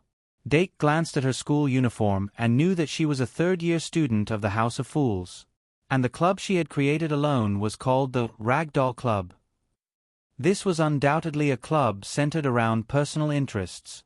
This third-year senior from the House of Fools probably wanted to form a club to find people with similar interests. However, thinking about it rationally, it was indeed a bit difficult. Dake's fingers gradually touched the stem of the fruit-gnawing worm. It did not mean that there were no other people in the Shang Malian Academy who liked the Ragdoll Club. But joining a club purely for this hobby and giving up the resources of a regular club was a huge price to pay. Normal people would choose to give up after weighing the pros and cons. In addition, this senior's personal charm was limited, so she probably would not be able to recruit people. Thinking of this, Dake squinted his eyes and looked more carefully. The average age of a third-year student was 14 years old. The 14-year-old girls in this world were relatively mature, but this senior from the House of Fools looked a bit young. Not only that, but she had 2 ponytails and was wearing a fancy dress that was obviously sewn by herself. On the table, there was a ragdoll bear with cotton wool on its head. She had dressed herself up as a ragdoll. Dake observed her brown hair and green pupils, and he could not help but have an idea. She likes ragdolls, and I like ragdoll cats. We're both ragdolls. Is this a coincidence of fate? Seeing that the third-year senior seemed to have noticed something, Dake immediately withdrew his gaze and focused on Meow Meow's whiskers. Meow. Meow Meow sucked on his finger. Pfft. Brittany Clichens happened to see this scene and could not help but cover her mouth and chuckle. Of course, she could not ignore the second-year student next door who was being fought over by so many big clubs. In fact, there were not many people in the Shangmalian Academy who did not know his name. However, this was the first time she found this junior to be such an interesting person. Using a magic fairy as a decoration was not something that anyone could come up with. Moreover, his idea was quite interesting. Just like how Dake was observing her, she was also observing Dake. Magical Animal Club, if one did not care about its historical significance, was without a doubt a useless club that was not inferior to her Ragdoll Club. After all, studying magical animals on paper could not improve magical engineering technology by much. There were not many magical animals in the Shangmalian Academy, so it was impossible to do in-depth research. Maybe it's because he has the same interest as me? Brittany thought and could not help but look at Meow Meow. No wonder this junior's magic guide sprite was so cute. It turned out that he had a heart that liked small animals. Wow! The sudden sound made Brittany come back to her senses. It had been half an hour since it started at 12 o'clock. Even the Magical Animal Club, which was at the end of the line, had a few people visiting, but no one stopped by her stall. She was so focused on the next door that she almost forgot that she was recruiting new members. When she quickly turned around, she realized that the teddy bear on the table had disappeared. When she looked up again, she saw that the teddy bear was in someone's hand. Seeing the petite girl whose face was covered by the teddy bear, Brittany was overjoyed and quickly asked, "Do you like dolls?" "Yes." This was the answer that she had been dreaming of. Brittany suddenly felt that she might be able to break through the barrier of 0 faster than the person next door. She immediately asked, "Do you want to learn how to make dolls?" As soon as she asked this question, Brittany noticed that the girl in front of her froze. She could not help but feel a little depressed. There were girls everywhere who liked dolls, but girls who liked to make dolls were rare. This was how the world was. People who wanted to reach out for more were always the majority. However, the girl in front of her paused for a moment before saying, "It's not that I don't want to, but my handiwork is terrible. I can't even knit clothes properly." A girl who had practiced needlework before. Brittany was excited again. She felt that the first member of her club was right in front of her. She immediately said, "It's okay, I can teach you. As long as you join my doll club." However, before she could finish, the girl in front of her reluctantly put the teddy bear back on the table and said, "No, I already have a club." Then, the girl turned around and looked at the next door. Brittany stared at the girl's beautiful face and suddenly realized something. She paused. "Ha, I lost." So, this girl was the customer next door. "Deanna, slow down." The girl with light blonde hair ran over from the other side and grabbed the silver-haired girl's hand. Brittany was a little stunned and noticed that the two girls were not looking at her stall at all. In a blink of an eye, they had already walked next door. Dake, who had waited for half an hour without any results, hurriedly gave Deanna a sweet and sour apple as if he had seen the light at the end of the tunnel. Crunch! The fruit-eating bug blinked in confusion. Deanna grabbed it and bit down. Crunch! The poor fruit-eating bug was so scared that it closed its eyes tightly. Deanna, of course, did not bite down. She asked cheerfully, "How is it? Did you get any new members?" Dake crossed his fingers and said helplessly, "No." Generally speaking, the club recruitment this time was aimed at the second-year students. However, among the second-year students, Dake was quite familiar with the students from the other three schools, except for the students from the House of Fools who kept a low profile. The fact that he did not directly choose members from the second-year students was enough to explain the problem. To sum it up, he could not recruit anyone he wanted. He did not want anyone he could recruit. Of course, he wanted talents like AI Ma and Sarah. Unfortunately, AI Ma had already been booked by the Literature Club, and Sarah had already decided to join the Archaeology Club. Originally, Doran could also make do with it. However, Doran became his replacement and became the second-year leader of the aristocratic academy. Even Eudora went to the astrology club. It's really too difficult. Dake brought out the 2 stools summoned by the little devil beast and asked Deanna and Luosi to sit down. He asked them briefly about their movements. Deanna immediately began to talk about the club scenes she saw along the way. Luosi listened quietly and only added a sentence from time to time. When Deanna's mouth was dry, Dake handed her a cup of kettle apple juice and a club application form. Deanna drank the apple juice in one gulp and looked at the club application form. She asked, "Do I still need to fill in the form?" Dake nodded solemnly. "Yes." The procedure was justice. "Then what about me?" Luosi stretched out her hand to him. "Here, here." The little devil beast flew down from the sky and grabbed an application form in its claws. Luosi took the application form, picked up a pen, and quickly filled it out. Deanna followed immediately. Not long after, Dake finally had 2 applications in his hands. 3/5. He sighed and signed his name on the application form. He was prepared to hand it over to the student union for registration. Next, he still needed 2 more pieces of the puzzle. But at this time, there was no need to rush. After he carefully kept the 2 applications, he turned to Luosi and asked, "Are you still going to participate in the duel club's recruitment in the afternoon?" "Yes." Luosi nodded. "I have to work hard too." Then she added, "Uncle and Aunt will go to the duel club in the Royal City next Saturday morning to watch my competition." Dake blinked and asked with concern, "Are you confident?" Luosi couldn't help but smile. "I'm okay." Her tutor was a senior who graduated from the Shang Molian Academy. Dake obviously knew this as well.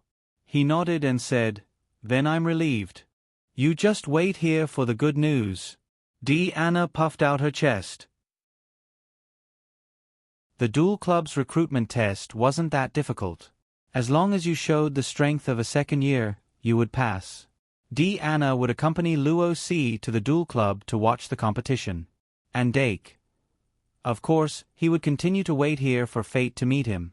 Then we'll first. Luosi patted her skirt and was about to stand up and walk around for a while before reporting to the duel club.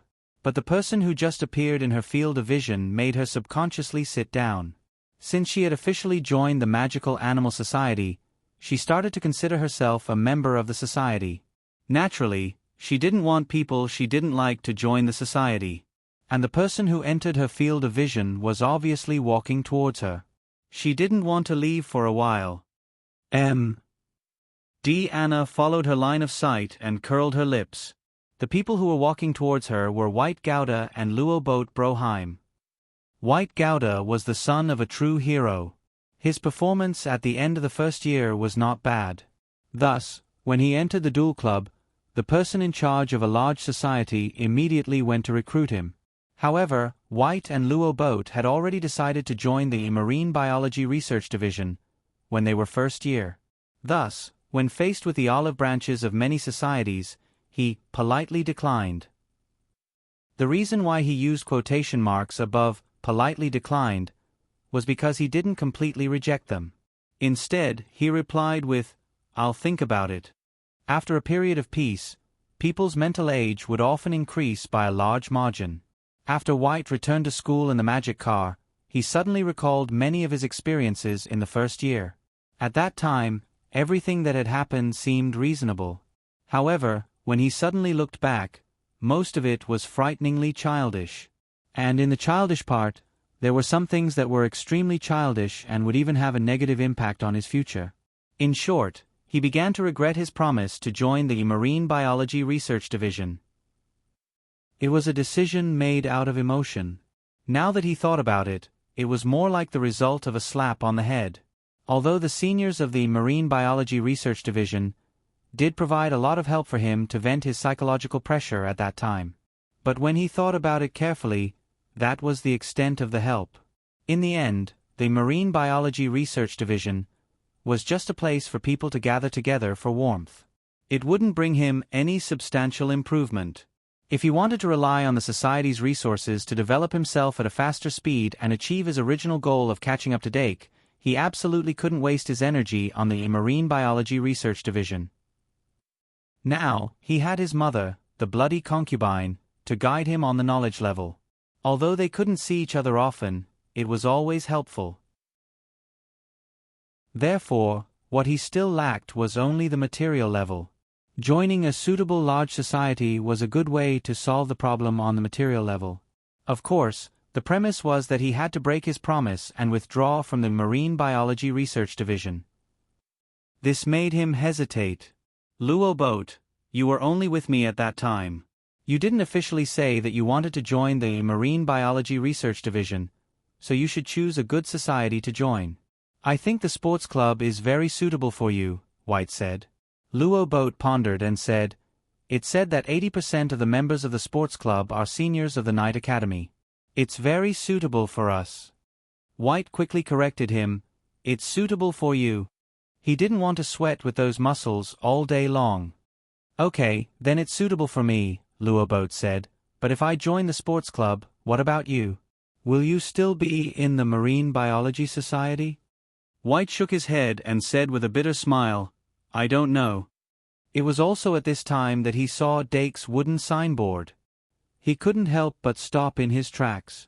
Then, he enunciated each word clearly, "Robert from the Society of Supernatural Beings." He suddenly grabbed Luo Boat's arm and asked, "Am I seeing things?" "What are you seeing things about?" Luo Boat raised his head and also saw the signboard.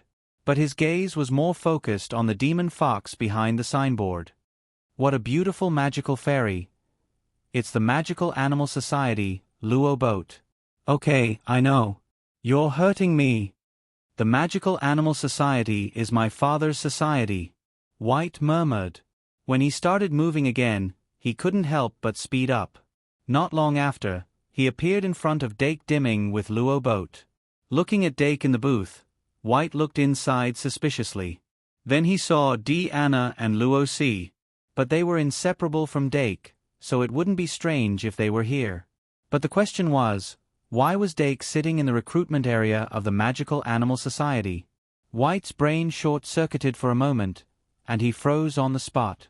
Luo Boat, who was a step slower, asked curiously, "Dake, you created your own society?" "Yes," Dake raised his head and smiled. "What's wrong, Luo Boat? You didn't join the sports club?" Luo Boat scratched his head and smiled awkwardly. "Why did you mention the sports club? You make it seem like I don't have brains other than muscles? I'm a magus, okay?" Dake laughed and changed the topic. "Then what society did you join? White should be very popular, right?" Luo Boat shrugged and said exaggeratedly, "That's the one. Because it's so popular, I'm still considering it." Dake nodded and asked, "Then what about you? Are you waiting for White to make his choice and then applying to join the same society? That might not be suitable for you." Luo Boat turned his gaze and looked at Anna and Luo C. He pursed his lips and said, "But aren't they also in the same society as you?" Dake knocked on the table and a confident look appeared on his face. "But this is the most suitable society for them." Anna and Luo C smiled when they heard this. Obviously, they believed this when they rejected the invitation of the sports club and the astrology club. This was his trust in Dark Diamond's ability to hold up against an entire group. Luo Boat opened his mouth and wanted to refute, but in his heart, he felt that this was indeed the case. He couldn't help but look at the white Gouda beside him. White's short-circuited brain finally reconnected and said in surprise, "Wait, Dake, this is the society you founded? But the Magical Animal Society isn't." Dong dong dong. The fox demon suddenly knocked on the two words "restart" on the signboard. White subconsciously turned her head and stared at the two words "restart" for a while before muttering, "Why didn't I think of it? Why didn't I think of it?" Ahem. Dake coughed to attract her attention and said, "White, if you haven't decided which society you want to join, I personally recommend the sports club." "Skip." White immediately said, "Compared to those other societies, I want to join the Magical Animal Society more. How about it? Do you have any requirements?" What shouldn't have come, finally came. Dake sighed in his heart. Even if his brain exploded, he wouldn't be stupid enough to recruit the hero's son into a society. But since White specifically asked, he might as well make him give up completely. Thus, he grinned and said, "There are requirements, but they aren't difficult." White was a bit excited. "What requirements?" Dake said in a gentle tone, "Because it's the Magical Animal Society, the members must first be loving and like small animals." White's eyes lit up and said, "I definitely fit that criteria. I even had a stray dog when I was young." Dake closed his eyes and opened them again, asking, "Then what about now?" White was startled. "What now?" Dake said, "Your stray dog, how is it now?" White's expression became hesitant. At this moment, even Luo Boat couldn't help but ask curiously, "How is it?" White hesitated for a long time and finally smiled bitterly, "I don't know either. When I picked up the stray dog, I was still young. Now, I only have vague memories of feeding it. As for where it went after that, I don't know." "Okay." Dake listened carefully and nodded. "The second requirement is to have a sense of responsibility. Our society studies magical animals, not dead things. If a magical animal escapes, we have to catch it even if it takes 2 or 3 months." White asked herself and felt that she was quite responsible, so she said, "Of course, that's not a problem." Dake smiled and had to use his trump card. "The third requirement is to have maternal love." White. When White Gouda and Luo Boat Broheim left in a daze, Dake finally let out a sigh of relief. But Luo C, who was behind him, couldn't help but ask, "What you said, is it true?" Dake laughed. "What do you think?" Luo C sat upright, but couldn't read his thoughts. She could only shake her head and say, "I don't know." Anna poked her arm and pointed at the first dragon egg. "Of course it's true, we have to hatch the egg." "Hatch the egg?" Luo C was even more confused. "But isn't that Dake's magic elf?" Dake looked at her confused expression and finally smiled. But Anna is right, we have to hatch the egg." Of course, hatching the egg wasn't the real reason. Dake's maternal love was one of the requirements because he wanted the Society of Magical Animals to be the headquarters of the Magic Elves. And as a member of the society, taking care of the Magic Elves would naturally become a daily routine. Even if it was put on the table, they had to have the patience to take care of newborn magical animals. Maternal love was just a more generic way of saying it. Even if maternal love was replaced with paternal love, it would still be the same. He purposely said maternal love, just to dissuade White Gouda. In short, it seemed to be working well so far. Dake looked at the time and said, "It's about time. You guys walk around a bit more, then go to the battle hall early to prepare." Luo C had already planned to do this, so she nodded and stood up. "Then we'll be going first." Then, she and Anna waved at Dake and left for the time being. There are still 2 more pieces to the puzzle. After the 2 of them disappeared into the crowd, Doc glanced at the next door, intentionally or unintentionally. After confirming that there was still no one next door to answer the call, he revealed a satisfied smile. Brittany Clichen saw his smile and was instantly annoyed. How can he be like this? She was actually very sensitive, but she wasn't good at expressing it. Therefore, she always sewed the accumulated emotions into the dolls to maintain the purity of her heart. Dake didn't choose her at first glance because of the ridiculous fate of, coincidentally, being next door. When he sat down, he sensed the fluctuation of the power of the mind from Brittany Clichen's. Although the fluctuation was very faint, it was there. Ever since he successfully used the power of the mind to help the Diru beast complete its evolution, his perception of the power of the mind had increased by a level. Brittany Clichen's might not even realize that she had a unique power of the mind. But if nothing unexpected happened, her possibility would blossom one day between the 3rd and 4th grade, and she would become another, well-prepared student of the Academy of Fools. There was no reason for him not to grab hold of such a cute senior who had a great possibility and loved dolls. Dake admitted that he was a bit utilitarian, but so what? At this moment, his precious daughter and Phoenix suddenly came out from the crowd. In fact, Dake had already sensed the approach of the magic elf, and as expected, he was pleasantly surprised, making the vampire daughter feel like she was favored. He was the incarnation of bliss, after all, so it wasn't strange for the vampire daughter to stick to him like a plaster. After going around in circles for almost a week without any intimate contact, she naturally missed it. If it weren't for the fact that there were too many people around, she would have jumped on Dake's face. Dake asked Victoria and Phoenix to sit on 2 stools and smiled. "How about it? Do you have any favorite club?" "Yes," Victoria immediately said loudly. Dake asked, "Which one?" Victoria smiled and said, "Of course, the Magical Animals Club." Dake reached out his hand and slid it across her nose. He smiled and said, "You're so talkative." "I'm not talkative," Victoria immediately retorted. "This time next year, I want to join your club too." Okay, next year it is." Dake then turned to Phoenix and asked with concern, "How about you? Do you have any favorite club?" "I remember there's a small to medium-sized club called Gunman Legend Club. It's a club that specializes in the history of gunmen and how to use guns. Maybe it'll suit your taste?" Phoenix's expression was still cold, and she didn't say much. "That's it, the Magical Animals Club." Okay, the Magical Animals Club it is," Dake said dotingly. "If you can join this year, I won't have to worry about it." Phoenix deliberated and said, "Is it because the club needs 5 people?" Dake said in surprise, "Yes, we still need 2 more. Do you have any seniors you can recommend?" Phoenix shook her head slowly. Victoria also shook her head quickly. It seemed that they couldn't count on them. Dake tapped his forehead and talked to them about other things. First, they talked about the location of the club's classroom. Although they couldn't join the club officially, the academy didn't prohibit first-year students from entering the club's classroom. Next, they talked about the video call time on Saturday night. But since Eve and Erin were still in the academy, the video call was not valid.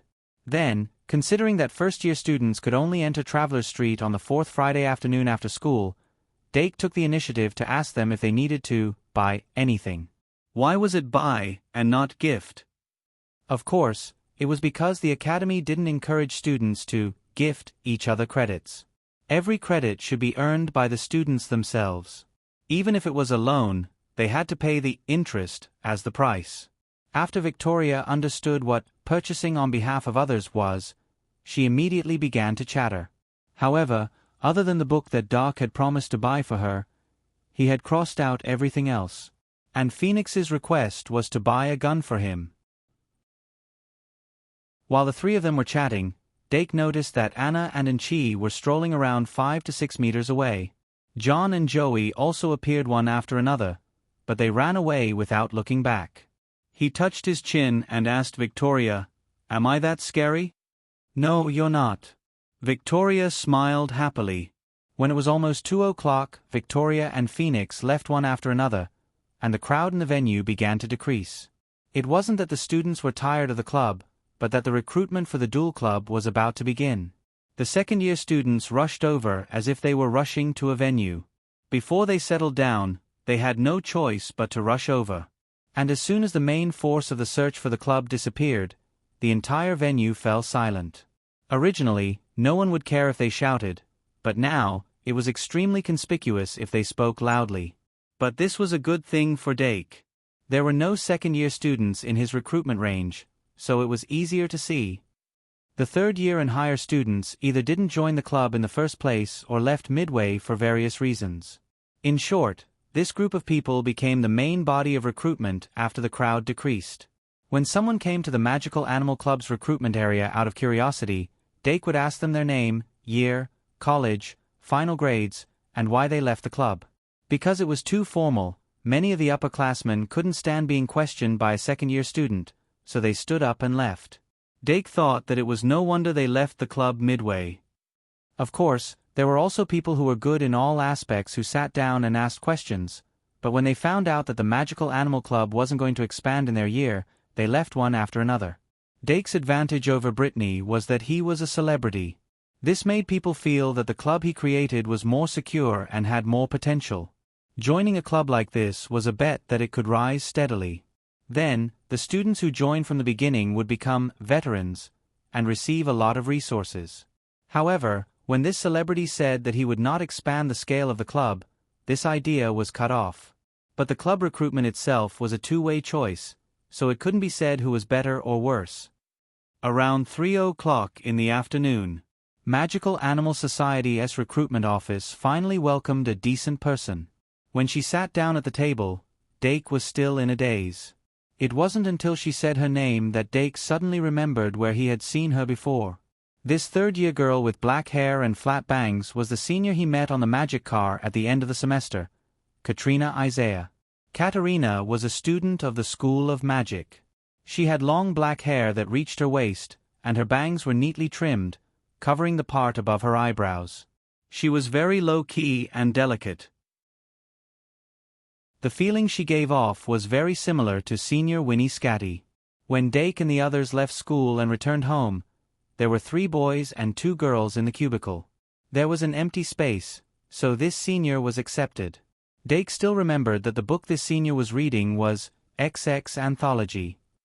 And she lived in the City of Knowledge, Signs. The City of Knowledge, Signs, was a home of sages that produced sages. Both the sages of old and the sages of winter were born in Signs. The daughter of the sages of old, Saraswati, and the descendant of the sages of winter, Winnie Scatty, also lived in Signs. What, don't you remember me? Katrina pushed back a strand of black hair that was perpendicular to her shoulder, and then she revealed a gentle smile. How could that be?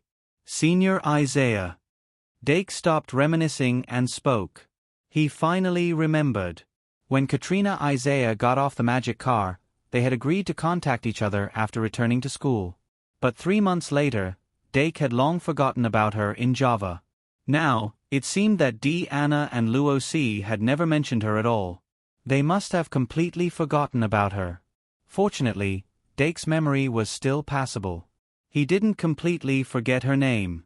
Now that she reminded him, he smoothly remembered and avoided an awkward situation. And when acquaintances met, they were naturally more relaxed than strangers. Even though this acquaintance of his had only shared a ride in the magic chariot. Dake carefully sized up Katrina Isaiah and asked, Senior, are you here to reminisce about old times, or to choose a club? I'm here to reminisce about old times, and also to choose a club, Katrina said calmly. Dake curiously asked, Senior, you didn't join the literature club? Katrina shook her head and said, The literature club isn't something that anyone can join just because they want to. And for a student of the magic school like me, even if I join, I'll only be a marginal figure. There's not much point. Dake was a little surprised. How can that be? Senior, are your grades not good? Speaking of grades, Katrina smiled a little shyly. Do I look like the type who has good grades? Dake shook his head and said, No, not good. It's not very good, it's extremely good. Katrina covered her mouth and laughed. But I only ranked 13th in the magic school at the end of the 2nd grade. Is that so? Dake said. I thought that people like you who like to read wouldn't have bad grades. Average, Katrina said. She obviously didn't care about her grades. She probably didn't prepare for the final exam at all. And studying before the exam and not studying at all had 2 different effects. Dake twirled his pen and asked, Even if you didn't join the literature club, Senior, didn't you join other clubs in the 2nd grade? Katrina said, Of course not. I joined a small club called the Reading Club in the 2nd grade. Our Reading Club is like a miniature version of the Literature Club.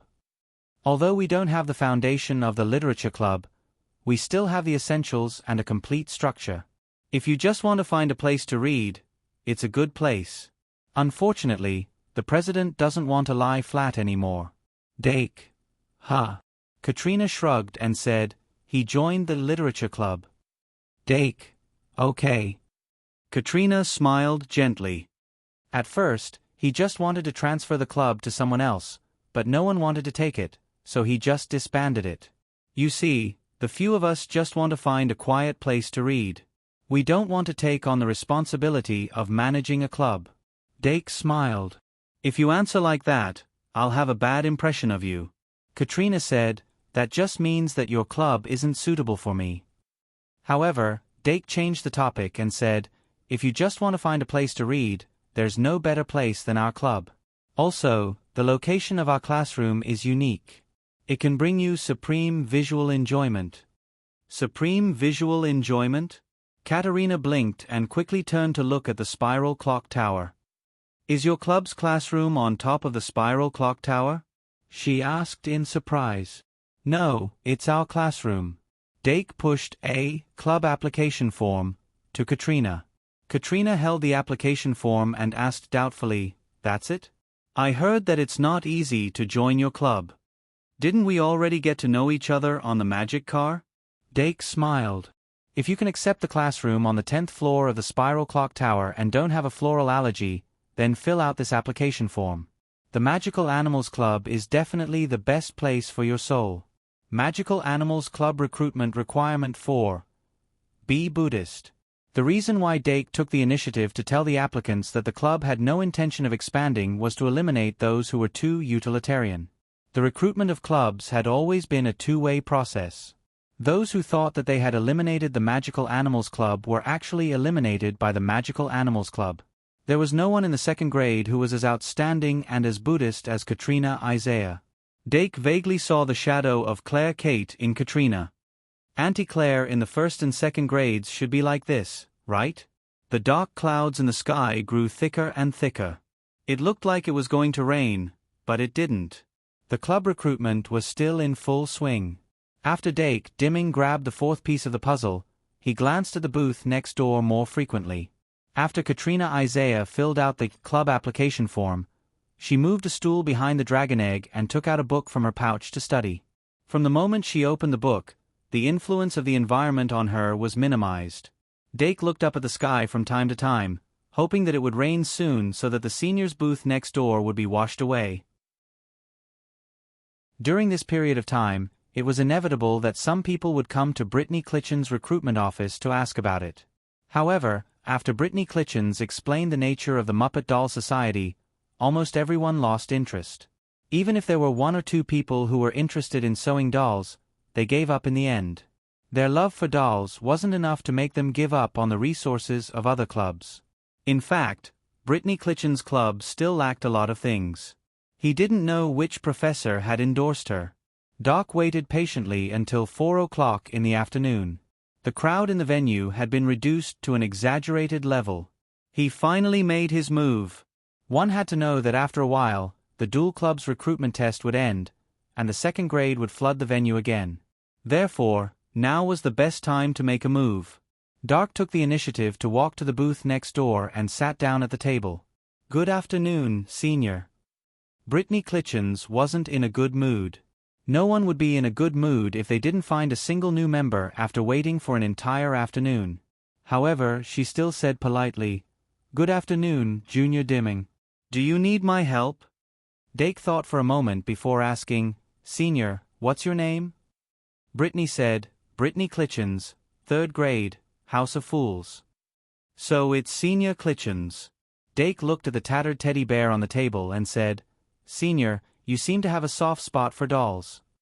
Brittany looked a little depressed, but she still said, "When I was young, my mother would sew all kinds of dolls for me. It was probably from then on that I fell in love with these little cuties. Unfortunately, dolls are just a child's hobby.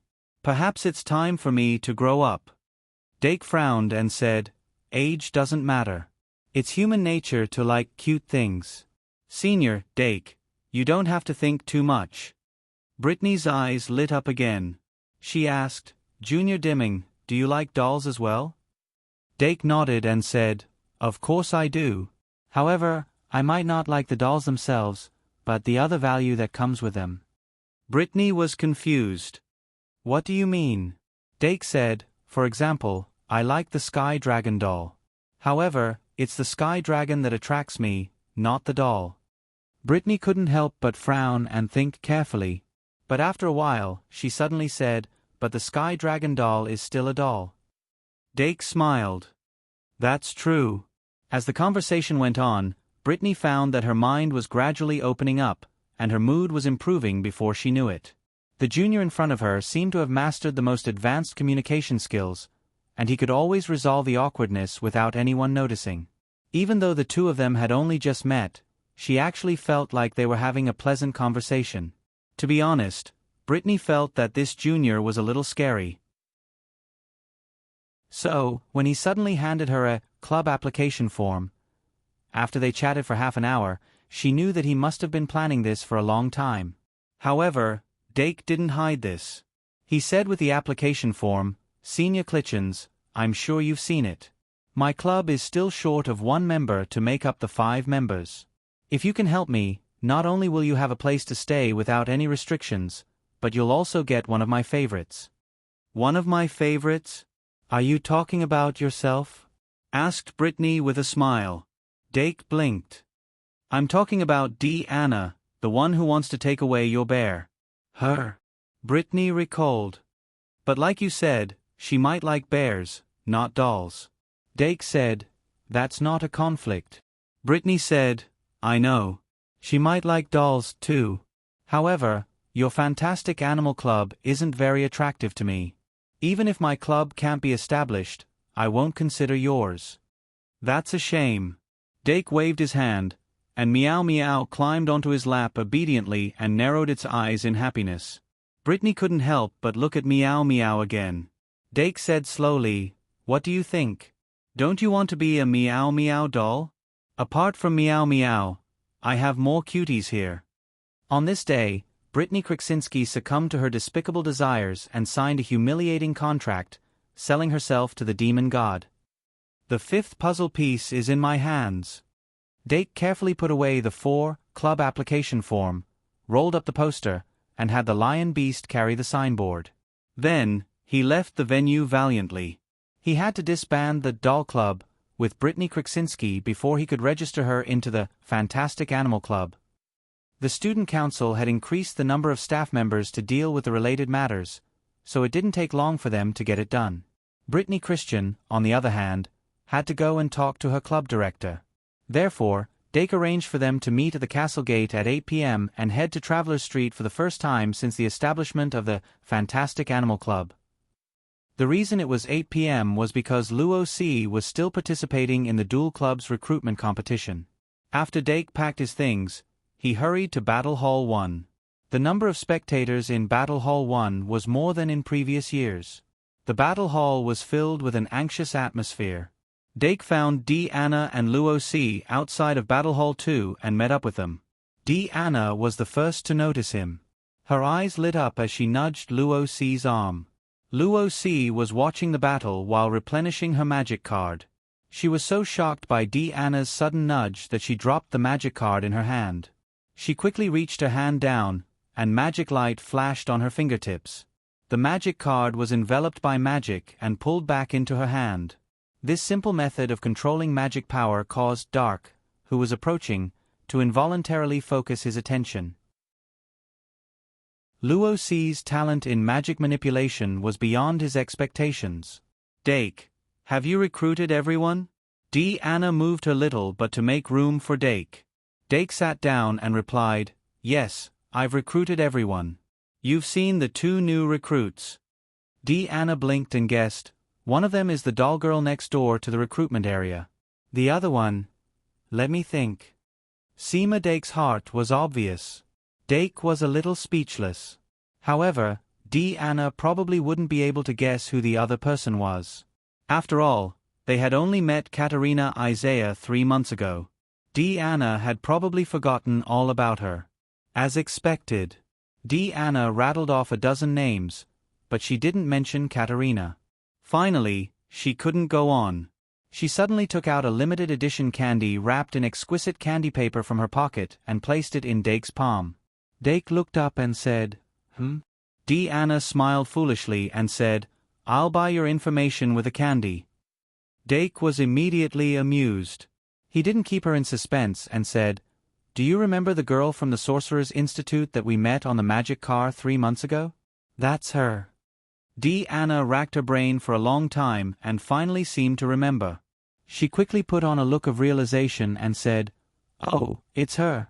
At that moment, the referee's voice spread through the stadium through the loudspeaker, "Number 36, number 36, please get ready to enter the arena." "Number 36 is Luo C," Anna said excitedly. Luo C nodded and said, "It's my turn." She focused her eyes and walked confidently to the arena. Dake looked at her straight back and felt that she was completely different. Dake couldn't help but ask, "How's Luo C's record?" Anna heard him and said excitedly, "Of course it's a complete victory. You don't know, but Luo C is really strong. I might not even be her match." Luo C Flottie's reputation seemed to have been shown in the previous duels. Her appearance caused a lot of cheers to erupt from the crowd. Her opponent, a boy from the Noble Academy who was also a second-year student, was clearly nervous. Although this boy had also improved during the holidays, compared to Luo C, he was clearly on a different level. Before today, the second-year students would never have thought that the timid little girl who was always by Dake's side could be so strong. From the beginning, this duel was completely one-sided. The healing light that was constantly sprinkled from the sky made Luo C's initial magic fairy into an impregnable fortress. No matter how the boy attacked, it didn't fall. After Luo C summoned her second flying magic fairy, she directly stretched out her hand and pointed at the magic ball opposite her. Her long-range magic power control that spanned the entire field was even more proficient than the boy's close-range magic power control. Before he could concentrate his magic, the magic ball was pulled to a position close to the center by Luo C. In a situation where the distance between the two parties and the magic ball was almost the same, the boy's level of magic control was completely crushed by Luo C. And losing control of the magic ball meant losing everything. There was almost no suspense. Luo C obtained a clean victory once again. And anyone with a discerning eye could see that she hadn't displayed her true strength. Facing the cheers of the crowd, Luo C walked down the stage. Her cheeks were slightly red, but she was still hiding her shyness. She lowered her head slightly, walked a few steps, and sat back on the bench. Anna immediately applauded her. Rose hurriedly grabbed her hand and grumbled, "You're the same." Clap, clap, clap. Dake also raised his hand and clapped twice. Luo C immediately blushed and said, "Annoying, Omega. In the first dual club recruitment competition of the new semester, the second year of the Noble Courtyard, Luo C Flottie, was undoubtedly the most dazzling star.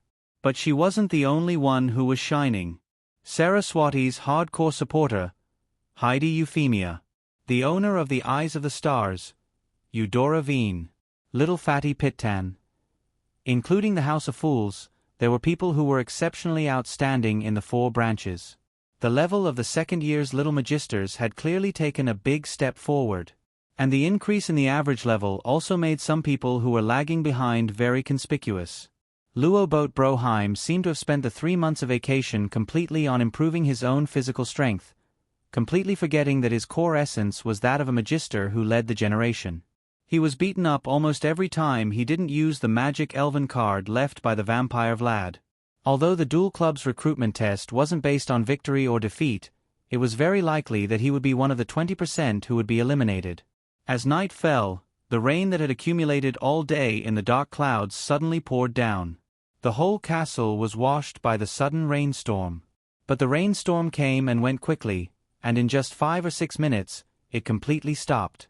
And in Hall 1, the results of the dual club's recruitment test were finally out. Most of the students who worked hard passed the test with an 80% passing rate. Luo C Flottie passed the test without any suspense. But the one who won first place was a third-year senior. But Dake didn't care about this. He and Anna congratulated Luo C for passing the test, and caught a glimpse of White and Luo Boat hugging each other. He wondered which club they would choose in the end, and then unknowingly walked out of the hall. Luo C had already received the badge representing the duel club. From now on, she was also an honorable duelist. She put the duel badge on her chest and recalled the appearance of Anna when she received the duel badge for the first time. She also blushed and asked Dake, "Does it look good?" "Of course it looks good." Dake's answer was as usual. On the other side, Professor Mitya appeared outside the hall and showed an expression of approval to Eudora. Doran hugged Piston tightly, but he didn't move. Sarah was congratulating Heidi. AI Ma was comforting Lucy, who passed the test, and Susan, who didn't pass the test. Lucy and Susan met in the last round of the dual assessment, and Lucy won. Dake and the other two left the happiness and sorrow of the little magisters behind them and walked briskly to the castle gate to meet the new club members.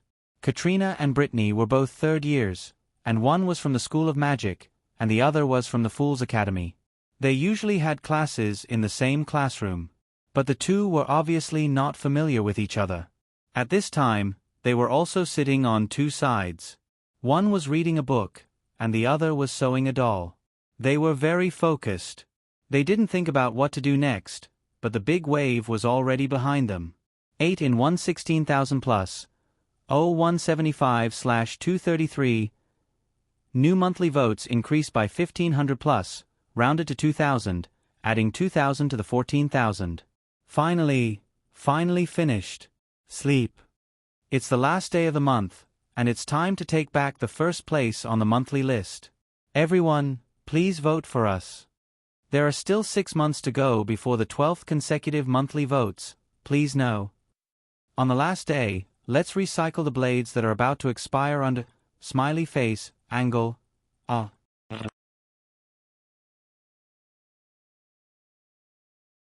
Chapter 553. Although the storm had stopped, the ground was still wet, and the sound of footsteps could be heard clearly. Katrina and Brittany heard the sound and looked up at almost the same time. They were very lucky to be able to join the mystical animal society founded by Dake Dimming. Among this batch of third-year students, there weren't any exceptions like Winnie Scardy or Pan Duola Doragon. Compared to the other years, they were relatively mediocre. However, Katrina and Brittany weren't considered top students even among this batch. In comparison, Katrina Isaiah's results were considered good, but Brittany Christian's results were considered below average. They weren't qualified to be recruited by large societies. Due to the limited resources and the need to distribute them, large societies would consciously limit the number of people they recruited. For example, the Literature Society would only recruit 4 people each year. Only the most outstanding people would be chosen by the Literature Society. Katrina and Brittany obviously didn't have this qualification. Remember the URL. VIP Kanchu. VIP. Taking a step back, a new society with great potential like the Mystical Animal Society was the best choice they could find. Katrina had taken this into consideration, which was why she took the initiative to respond. Brittany, on the other hand, realized how lucky she was after giving it some thought, and built a sense of belonging because of it. Looks like Flottie's test was very successful? Katrina closed her book and stood up to welcome them. Thanks to the 3 days of traveling together, she was quite familiar with Deanna and Luo-C. Senior Isaiah, just call me Luo-C. Then you can call me Katrina. And me Deanna. With Katrina taking the initiative to welcome them, the 3 of them quickly became familiar with each other. Dake went to Brittany and introduced her to Deanna and Luo-C. A few minutes later, Dake waved his hand and said, "Since everyone is here, let's go." The group entered Traveler's Street through the hub of the pavilion in the middle of the lake. They found a high-end restaurant and sat down to order. Tonight, Traveler Street was very lively. The second-year freshmen who had passed the Dual Club's assessment came in groups of 3 to 5 to celebrate. Some clubs would also hold a welcoming dinner for the newcomers tonight. If they had come any later, they might not even have been able to get a seat. The 5 members of the club were already familiar with each other when they were passing by, so they weren't unfamiliar with each other at all. Although Katerina liked to sit alone in a quiet corner and read quietly, her social skills were not bad. She easily integrated into the crowd. On the other hand, Brittany's social skills were almost zero.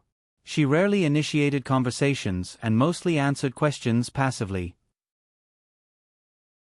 Fortunately, there was Deanna, who had maxed out her natural friendly skill, and the 2 of them had reached a subtle consensus about their love for teddy bears. Their conversation became smoother and smoother. Besides, Deanna did learn how to knit during the holidays. Although she always failed, she could ask Brittany for advice. On the other side, Luo Si, who enjoyed reading novels and biographies, and Katrina, who read everything, were chatting with each other. As for Dake Dimeng, he had a good memory and an elegant way of speaking, so he could join in on anything. As the saying goes, one may know a person for a long time without understanding their true nature. He was also consciously observing Katerina and Brittany's characters. Excluding the overly noisy environment, this banquet was quite enjoyable for the guests. After dinner, the five of them wandered around the night market of Traveller Street. They ate some snacks and watched some shows. The atmosphere became more and more harmonious. When it was almost 10 o'clock, Dake waved his hand and returned to the academy with the girls through the pavilion in the middle of the lake. They did not split up and return to their dormitories. Instead, they climbed up the spiral clock tower and arrived at the Magical Animals Club's classroom together for the first time. It was the 10th floor of the spiral clock tower. Good heavens! Is this the ultimate enjoyment? Katerina tapped her aching legs, but there was a hint of excitement in her eyes. Come to think of it, the Magical Animals Club's classroom was not only the tallest among all the club's classrooms, it was also located in the center of the castle. This obviously symbolized some kind of status. At the very least, she had never heard of a club setting up their classroom in the clock tower. Standing in the corridor outside the classroom, one could see the scenery of the entire castle. It was as if the height of one's soul was rising. If I put a deck chair in the corridor and drank black tea every afternoon while enjoying the scenery in the book. No, I can't stand it anymore. Katerina quickly shook her head with a greedy look on her face. Did you think of something good to eat, Katerina? Deanna asked curiously. Katerina turned her head awkwardly. Yes. Unfortunately, being tall had its disadvantages. Going up and down 10 floors every day was quite tiring. Not all dueling classes had such strict requirements for physical fitness. The third-year dueling classes were relatively lax. They believed that there was no point in increasing one's physical fitness too much. Instead, they relied on magic cards to make the magisters faster and last longer. This was obvious from Katerina and Brittany's performance. Brittany's physical fitness was even weaker. Of course, the most tired one was Luo Si, who had just started her physical fitness training. Just as well, going up and down the stairs every day will be part of your physical fitness training. Dake smiled at Luo Si. When your physical fitness training is effective, you can add weight training or jump up the stairs while squatting. Luo Si's face turned pale. The night sky after the storm was unusually clear. The moon was too shy to be seen, and the stars shone brightly. The five of them walked slowly along the circular corridor and finally gathered in the club classroom. Although the club classroom had been cleaned, there was nothing left except for the tables and chairs piled up in the corner. If they wanted to make it more comfortable, they would have to add more bricks and tiles. Although you can use any of the 6 classrooms on the 10th floor, our main location is still this classroom facing the House of Nobles Tower in the southwest. To make it easier to distinguish, we will mark it as number 1. We will also put a number on it later. Dake walked around the classroom and finally got to the main topic of the day. Number 1. Classroom is our club activity area. You can add furniture and decorate as you wish. For example, Katrina can add a reading room there, and Brittany can add a doll display room on the other side. Deanna and Luo Si can also add their own facilities. Yay, Candy House! Anyway, we will meet at the clock tower at 8 tomorrow morning. That will be our fixed meeting place from now on. We still have 2 days this weekend, so we need to renovate this club classroom as soon as possible. As for the cost, come to me the night after tomorrow when we meet up. Any objections? No. Okay, then follow me to the other classrooms. Dake clapped his hands and led the club members out of number 1. They walked clockwise to the right and arrived at number 2. What will this classroom be used for? Katrina asked. Dake said, number 2. Classroom and number 6. Classroom are adjacent to number 1. We can't use them for personal purposes. My idea is to use number 1. Classroom to house magical animals, and number 6. Classroom to be a collection room, or rather, a warehouse. Magical animals? Brittany's ears perked up as if she received a signal. Her eyes widened. Katrina was also surprised. Our club really has magical animals? Dake smiled. Of course. Magical Animals Club is the only club in the academy that is allowed to raise magical animals. Although I didn't fight for this privilege, it will always be a club feature. Katrina couldn't help but let out a dry laugh. Huh. Brittany, on the other hand, grew excited. She loved cute things, and of course, she loved sewing cute things into dolls. Magical animals usually gave people the impression that they were harmless or cute. As for those that were harmful or uncute, they were mostly treated as magical beasts. Dake didn't tell them that he had obtained a bird egg for the time being. He planned to announce it as a surprise after it hatched successfully. Our club's meeting time is similar to the other clubs. It's on Wednesday afternoon. If there's an activity on Wednesday afternoon, it will be postponed to the evening, or we'll notify you later. Apart from that, we're relatively free. Give me your academy card to register. As Doc walked, he logged in the information of the other 4 members in the society card, and continued. Raising and researching magical animals is the club's research topic, and the only requirement of the club. We need to complete a research report before the end of every semester. Based on the grade of the research results, we'll be able to apply for the corresponding resources and credits every semester. This is our club's current basic income. By the way, when the club is first established, we'll receive 1,000 credits as a club fund. Dake waved the club card in his hand, indicating that the 1,000 credits had been transferred. The club fund will be our reserve fund. If you need anything, you can apply for it from me. Apart from that, Katrina and Brittany should know better than me how to earn credits. Of course, our club is different from the other clubs. We won't force our members to complete a certain number of club missions every month. However, everyone's contribution to the club will be converted into points, which will be recorded. Dake raised his hand, and the magic card between his fingers lit up, and a thick grimoire appeared. Greet everyone, Dake said. The magician's secretary bowed to Katerina and Brittany. Points equals credits. You can apply for them, or use them for internal purchases. As the club continues to develop, we'll produce more and more products with our club's characteristics. Most of these products will be placed in a shop on Travelers Street for sale. A small number of them will only be available internally. Club members can purchase them with points. Of course, they'll be sold internally. Additionally, the club will also provide interest-free loans for a certain period of time to solve the club members' urgent needs.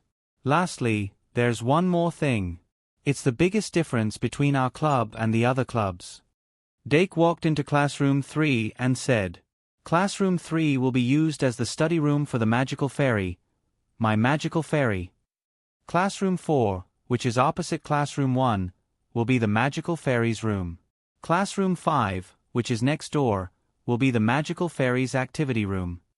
In other words, half of the 10th floor belongs to the magical fairy. Dake turned around and smiled at the club members. Anna and Luo C weren't surprised at all, but Katrina and Brittany were. Even though Dake's magical fairies were appearing more and more frequently in the academy, not many people really knew about them. However, Katrina and Brittany's surprise was more focused on Dake's attitude toward the magical fairies. Dake said with a calm expression, On the surface, our magical zoology club only has 5 members, but that's not the case. Every one of my magical fairies will participate in club activities as a member. They also have credits and points, and they'll spend a lot of time in the club's classrooms. In fact, Dake was planning to apply for a commercial academy card for every magical fairy. The commercial academy cards only had the functions of storing, transferring credits, and receiving important notifications from the academy. It could be said that it was a simplified version of the real academy card. Because of the single function, the commercial academy card was unlimited. With the business edition academy card, the Magic Guide fairies would have their own financial power, and they could be regarded as individuals in the true sense of the word. Dake would also open up a little red flower exchange system, allowing the magical fairies to exchange little red flowers for credits. Then, they could complete the Academy's club missions to earn credits and contribute to the club. If Dake could develop a portable, miniature paradise, the magical fairies might be able to accept dungeon-related missions and go on an adventure. However, the design of the miniature paradise was still an idea. If he wanted to extract the mana recovery factor from zoo or paradise and make it stable while moving, there were too many technical hurdles to overcome. In fact, if it was that simple, the magical fairies' mana recovery wouldn't be a problem. For example, if healing skills were repeatedly used in a short period of time, the magical fairies would develop resistance to it, causing the healing effect to decrease. These were unavoidable factors. Zoo and Paradise used the circuit between the venue and the magical fairies to form an energy cycle, giving the magical fairies additional mana recovery ability. It seemed like a simple theory, but it was as difficult as ascending to the heavens. Dake's current idea was to use Paradise as a foundation and develop a supplementary card for Paradise. Perhaps this would reduce the difficulty. Basically, this would be his research topic for the next few years. And before the miniature paradise was developed, the magic elves could only take on some missions within the academy to train themselves. As their wisdom grew and their understanding of the world deepened, they would develop more spiritual and material needs. Clothing, jewelry, toys, books, candy, and snacks could all be obtained. After visiting all 6 classrooms, Dake explained his club's philosophy. Katerina and Brittany finally knew what kind of club they would be joining. The two of them looked at each other in dismay, their hearts slightly shaken. Even though they didn't join the Magical Animal Club for a strong club, they couldn't help but hope that their club would become better after joining. The Magical Animal Club gave them more expectations than they had expected. Click. Dake locked the classroom door and led the club members downstairs. It was already late at night, and the surroundings were silent. As they walked down the spiral staircase, they could see figures carrying books through the windows of the castle.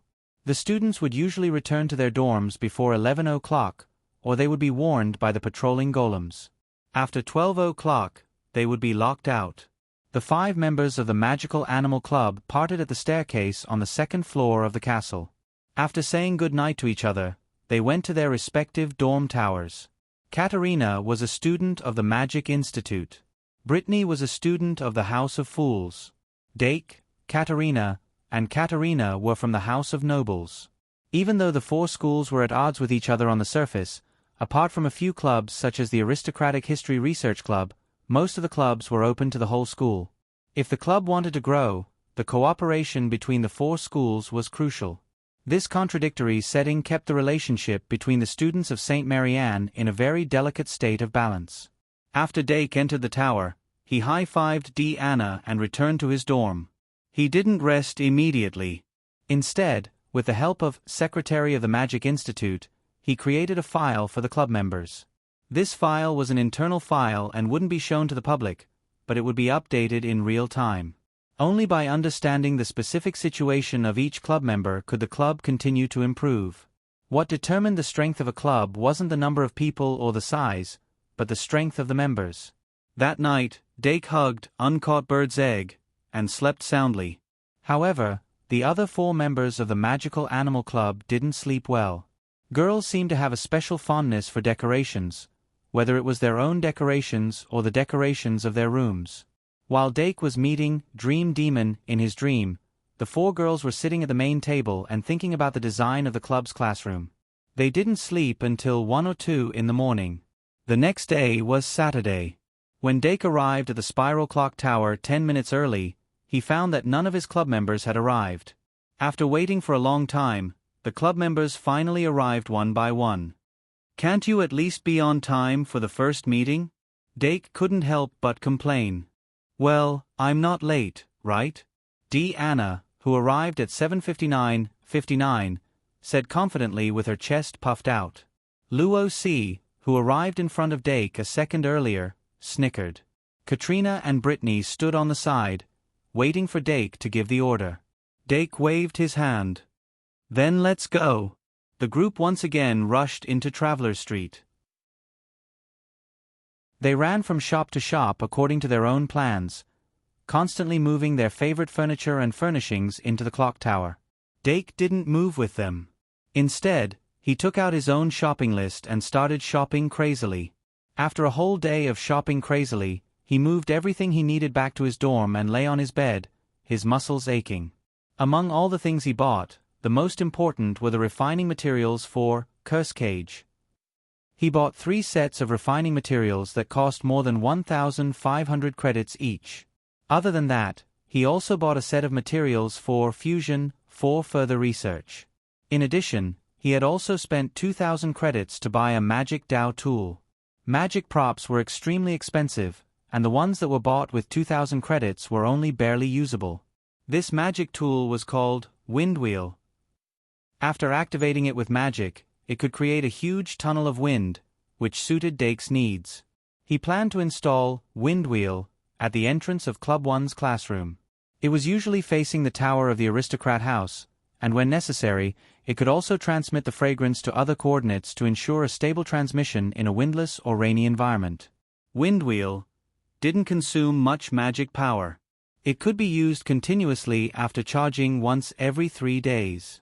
On Sunday morning, the 5 members of the Magical Zoology Society rushed into Traveler's Street again.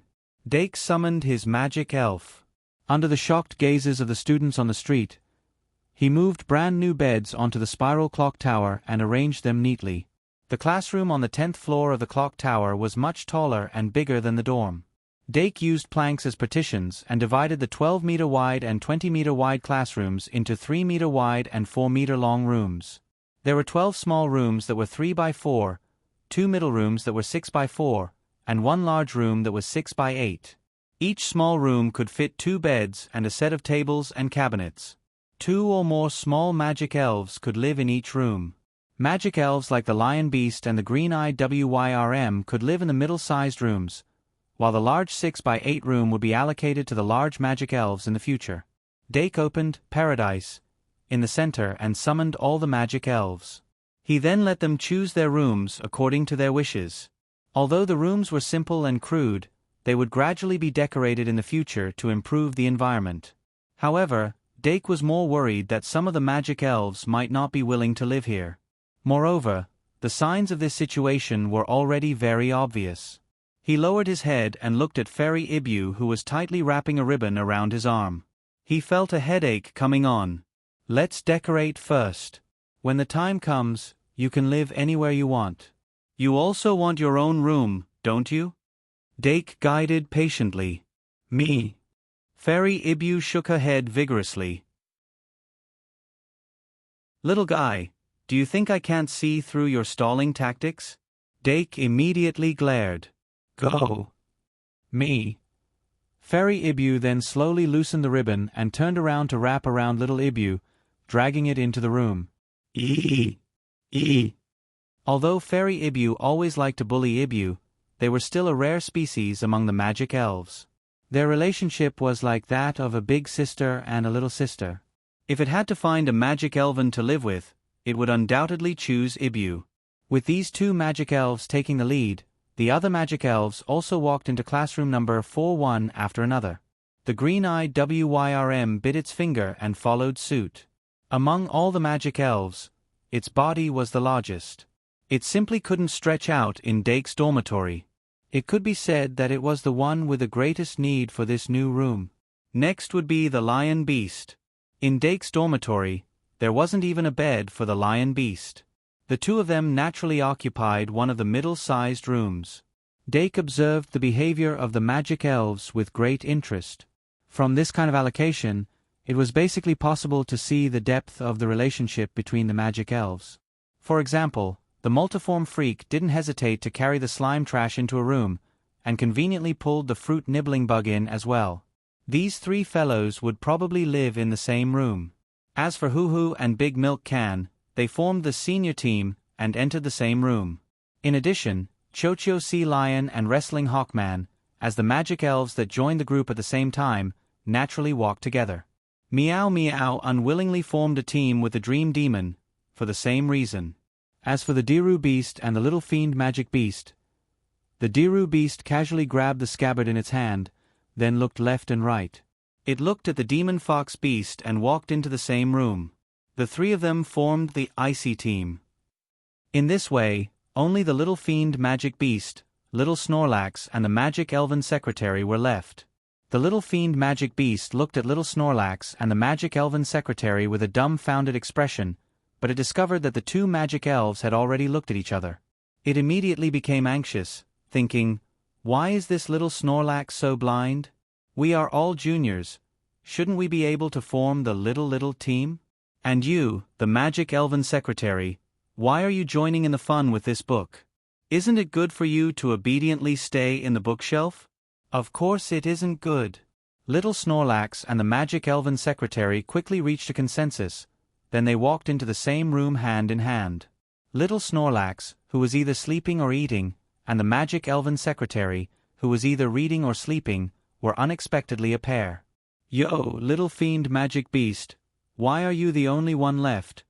Dake leaned against the doorframe and looked at the little fiend magic beast with a smile. The little fiend magic beast was originally doing evil, but at this moment, it pulled down the corner of its eyes and threw itself into Dake's arms with an aggrieved look. Dake teased, "Isn't it good for you to live alone?" The little fiend magic beast shook its head. Dake laughed. "Just think of it as leaving half a room for Victoria. Vampire and bat, a perfect match." Wah wah wah wah. The little fiend magic beast used impact. Dake Dimming used return punch. The little fiend magic beast died. After a simple allocation of rooms, Dake stuffed 3 rows of bookshelves into classroom number 3 next door. A few sets of tables and chairs for tea were placed on one side of the bookshelves, and the ordinary tables and chairs were placed in front of the bookshelves. In this way, a study room was completed. As for the activity room number 5, it was temporarily empty. After that, he might put in the Hawkman's wooden dummies, or he might get a set of targets and wooden weapons.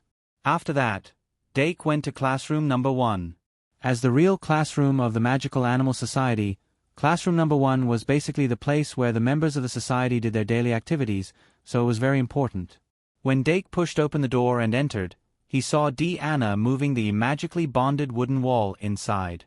This kind of wooden wall was very heavy, and ordinary people couldn't move it at all. However, in Deanna's hands, it seemed to be weightless. After she placed the wooden wall in a suitable place according to Katarina's instructions, she continued to pour magic power into it. The places where the wooden wall was in contact with the wall, ceiling, and floor quickly became sticky, and they were firmly stuck together. Deanna clapped her hands, showed a satisfied smile, and continued to move the wooden wall.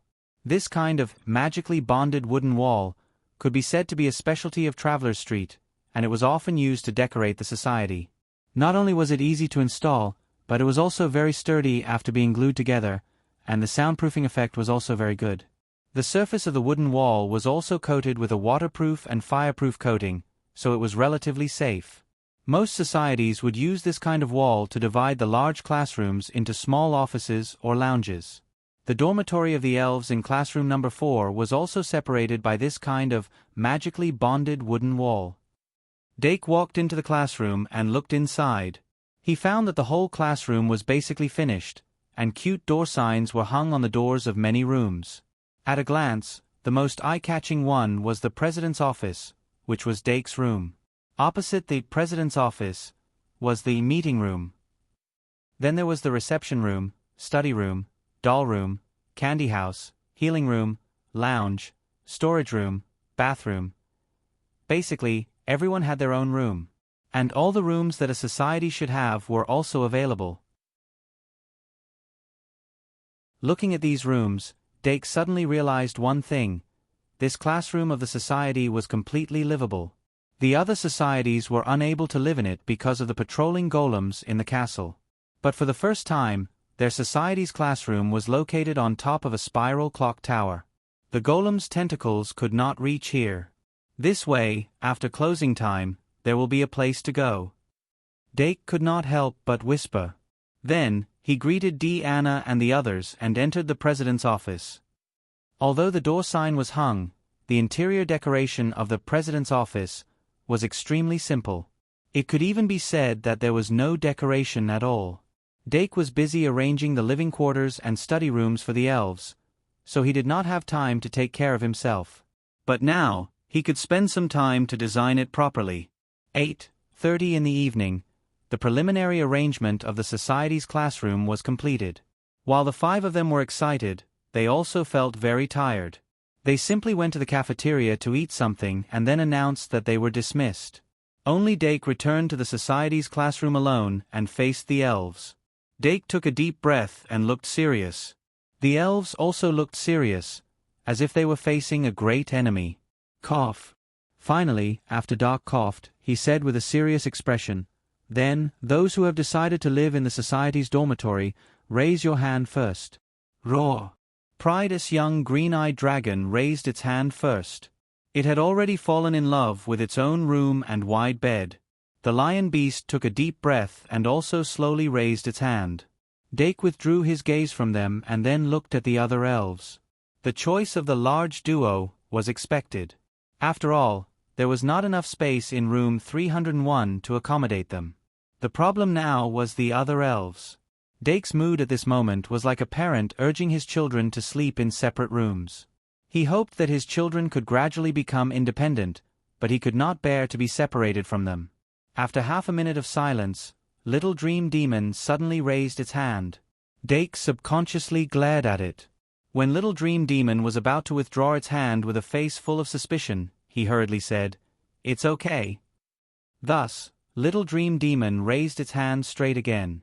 Nibble, when it thought that it could finally escape from Dake's eyes and enjoy the free nights from now on, its heart was in a panic. After its roommate saw it raise its hand, its original posture of crossing its chest slowly changed and gradually raised its hand.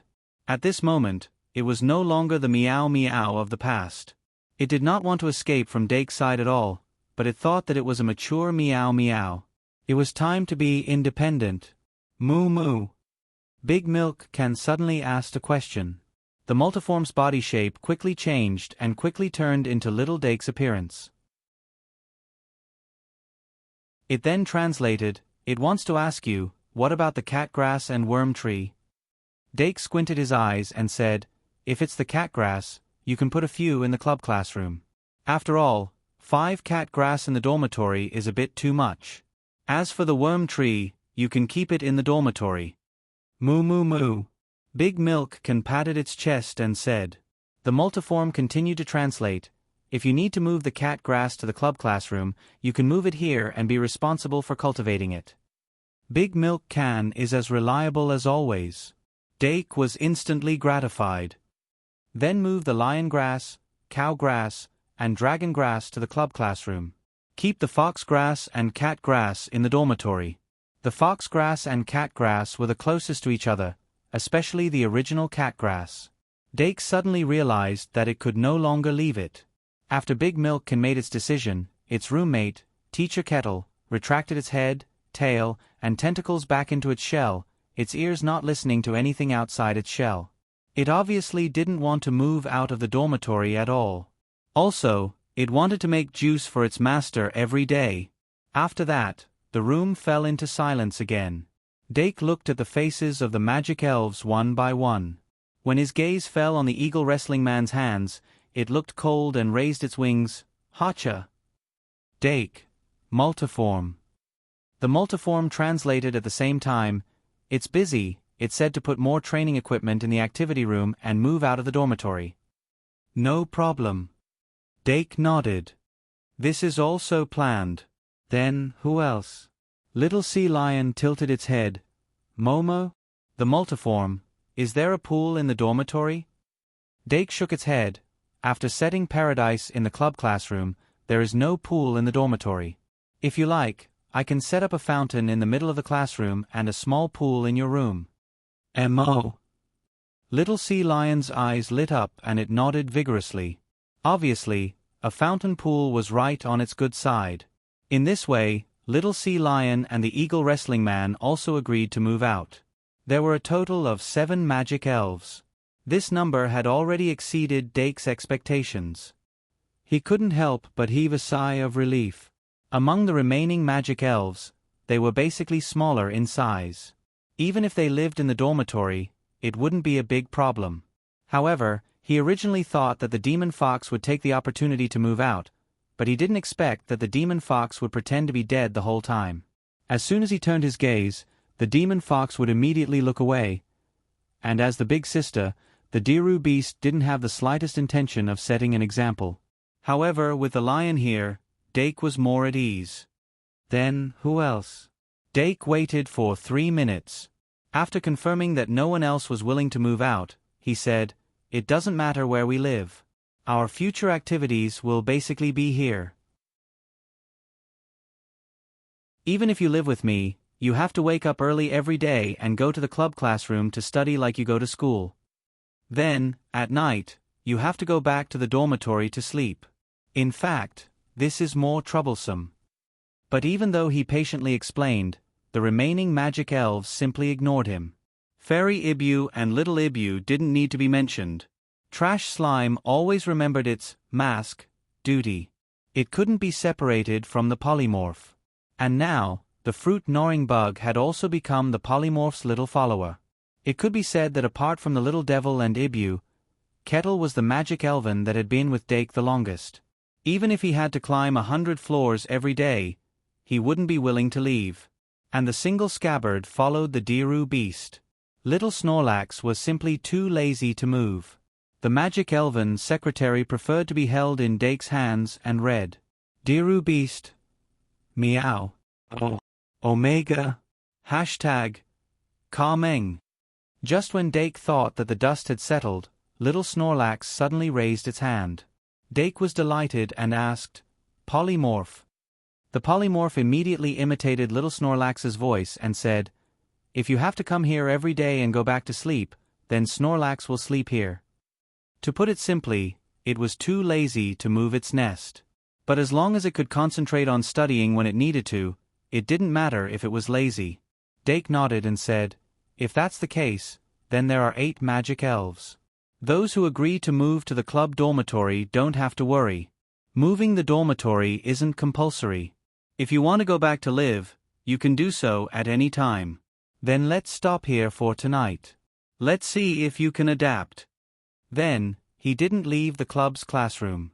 Instead, he stayed in classroom 4 and told the magic elves a story for the whole night. Only then did he return to the dormitory before the curfew. After returning to the dormitory, he sat on the edge of the bed and looked at the suddenly empty bedroom. His heart suddenly felt empty, and he was startled. Meow. Fairy Ibu came over and wrapped a ribbon around his arm, feeling his emotions. Little Ibu pounced and nestled on Dake's knee. Kettle stretched its neck and looked at him. The polymorph tilted its head. The fruit-gnawing bug on top of its head immediately rolled down and was caught by it. Trash Slime was firmly lying on the ground. The little demon beast flew up to the bird rack and stared at Dake upside down. The single scabbard gently swayed the sword. The magic elven secretary landed beside him. The Dilu beast and the demon fox leaned against the wall, their gazes slanted.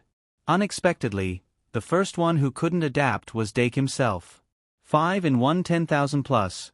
0178/233. Maybe I've been too tired recently. I suddenly woke up after sleeping for 12 hours. I feel like I've recovered a big breath. I can live for a few more years. This is from yesterday. Today's update will still be tomorrow morning. Thank you everyone for your support and care this year. It has been exactly a year since July 31, 2020. Although I encountered many difficulties during this period, I finally survived. I will continue to work hard in the future. I hope to accompany everyone to go further. In the new month, I will continue to ask for monthly votes and blades. You're tuning in to the Narrate and Escape YouTube channel. Don't forget to subscribe and join us on this journey to catch the most captivating stories.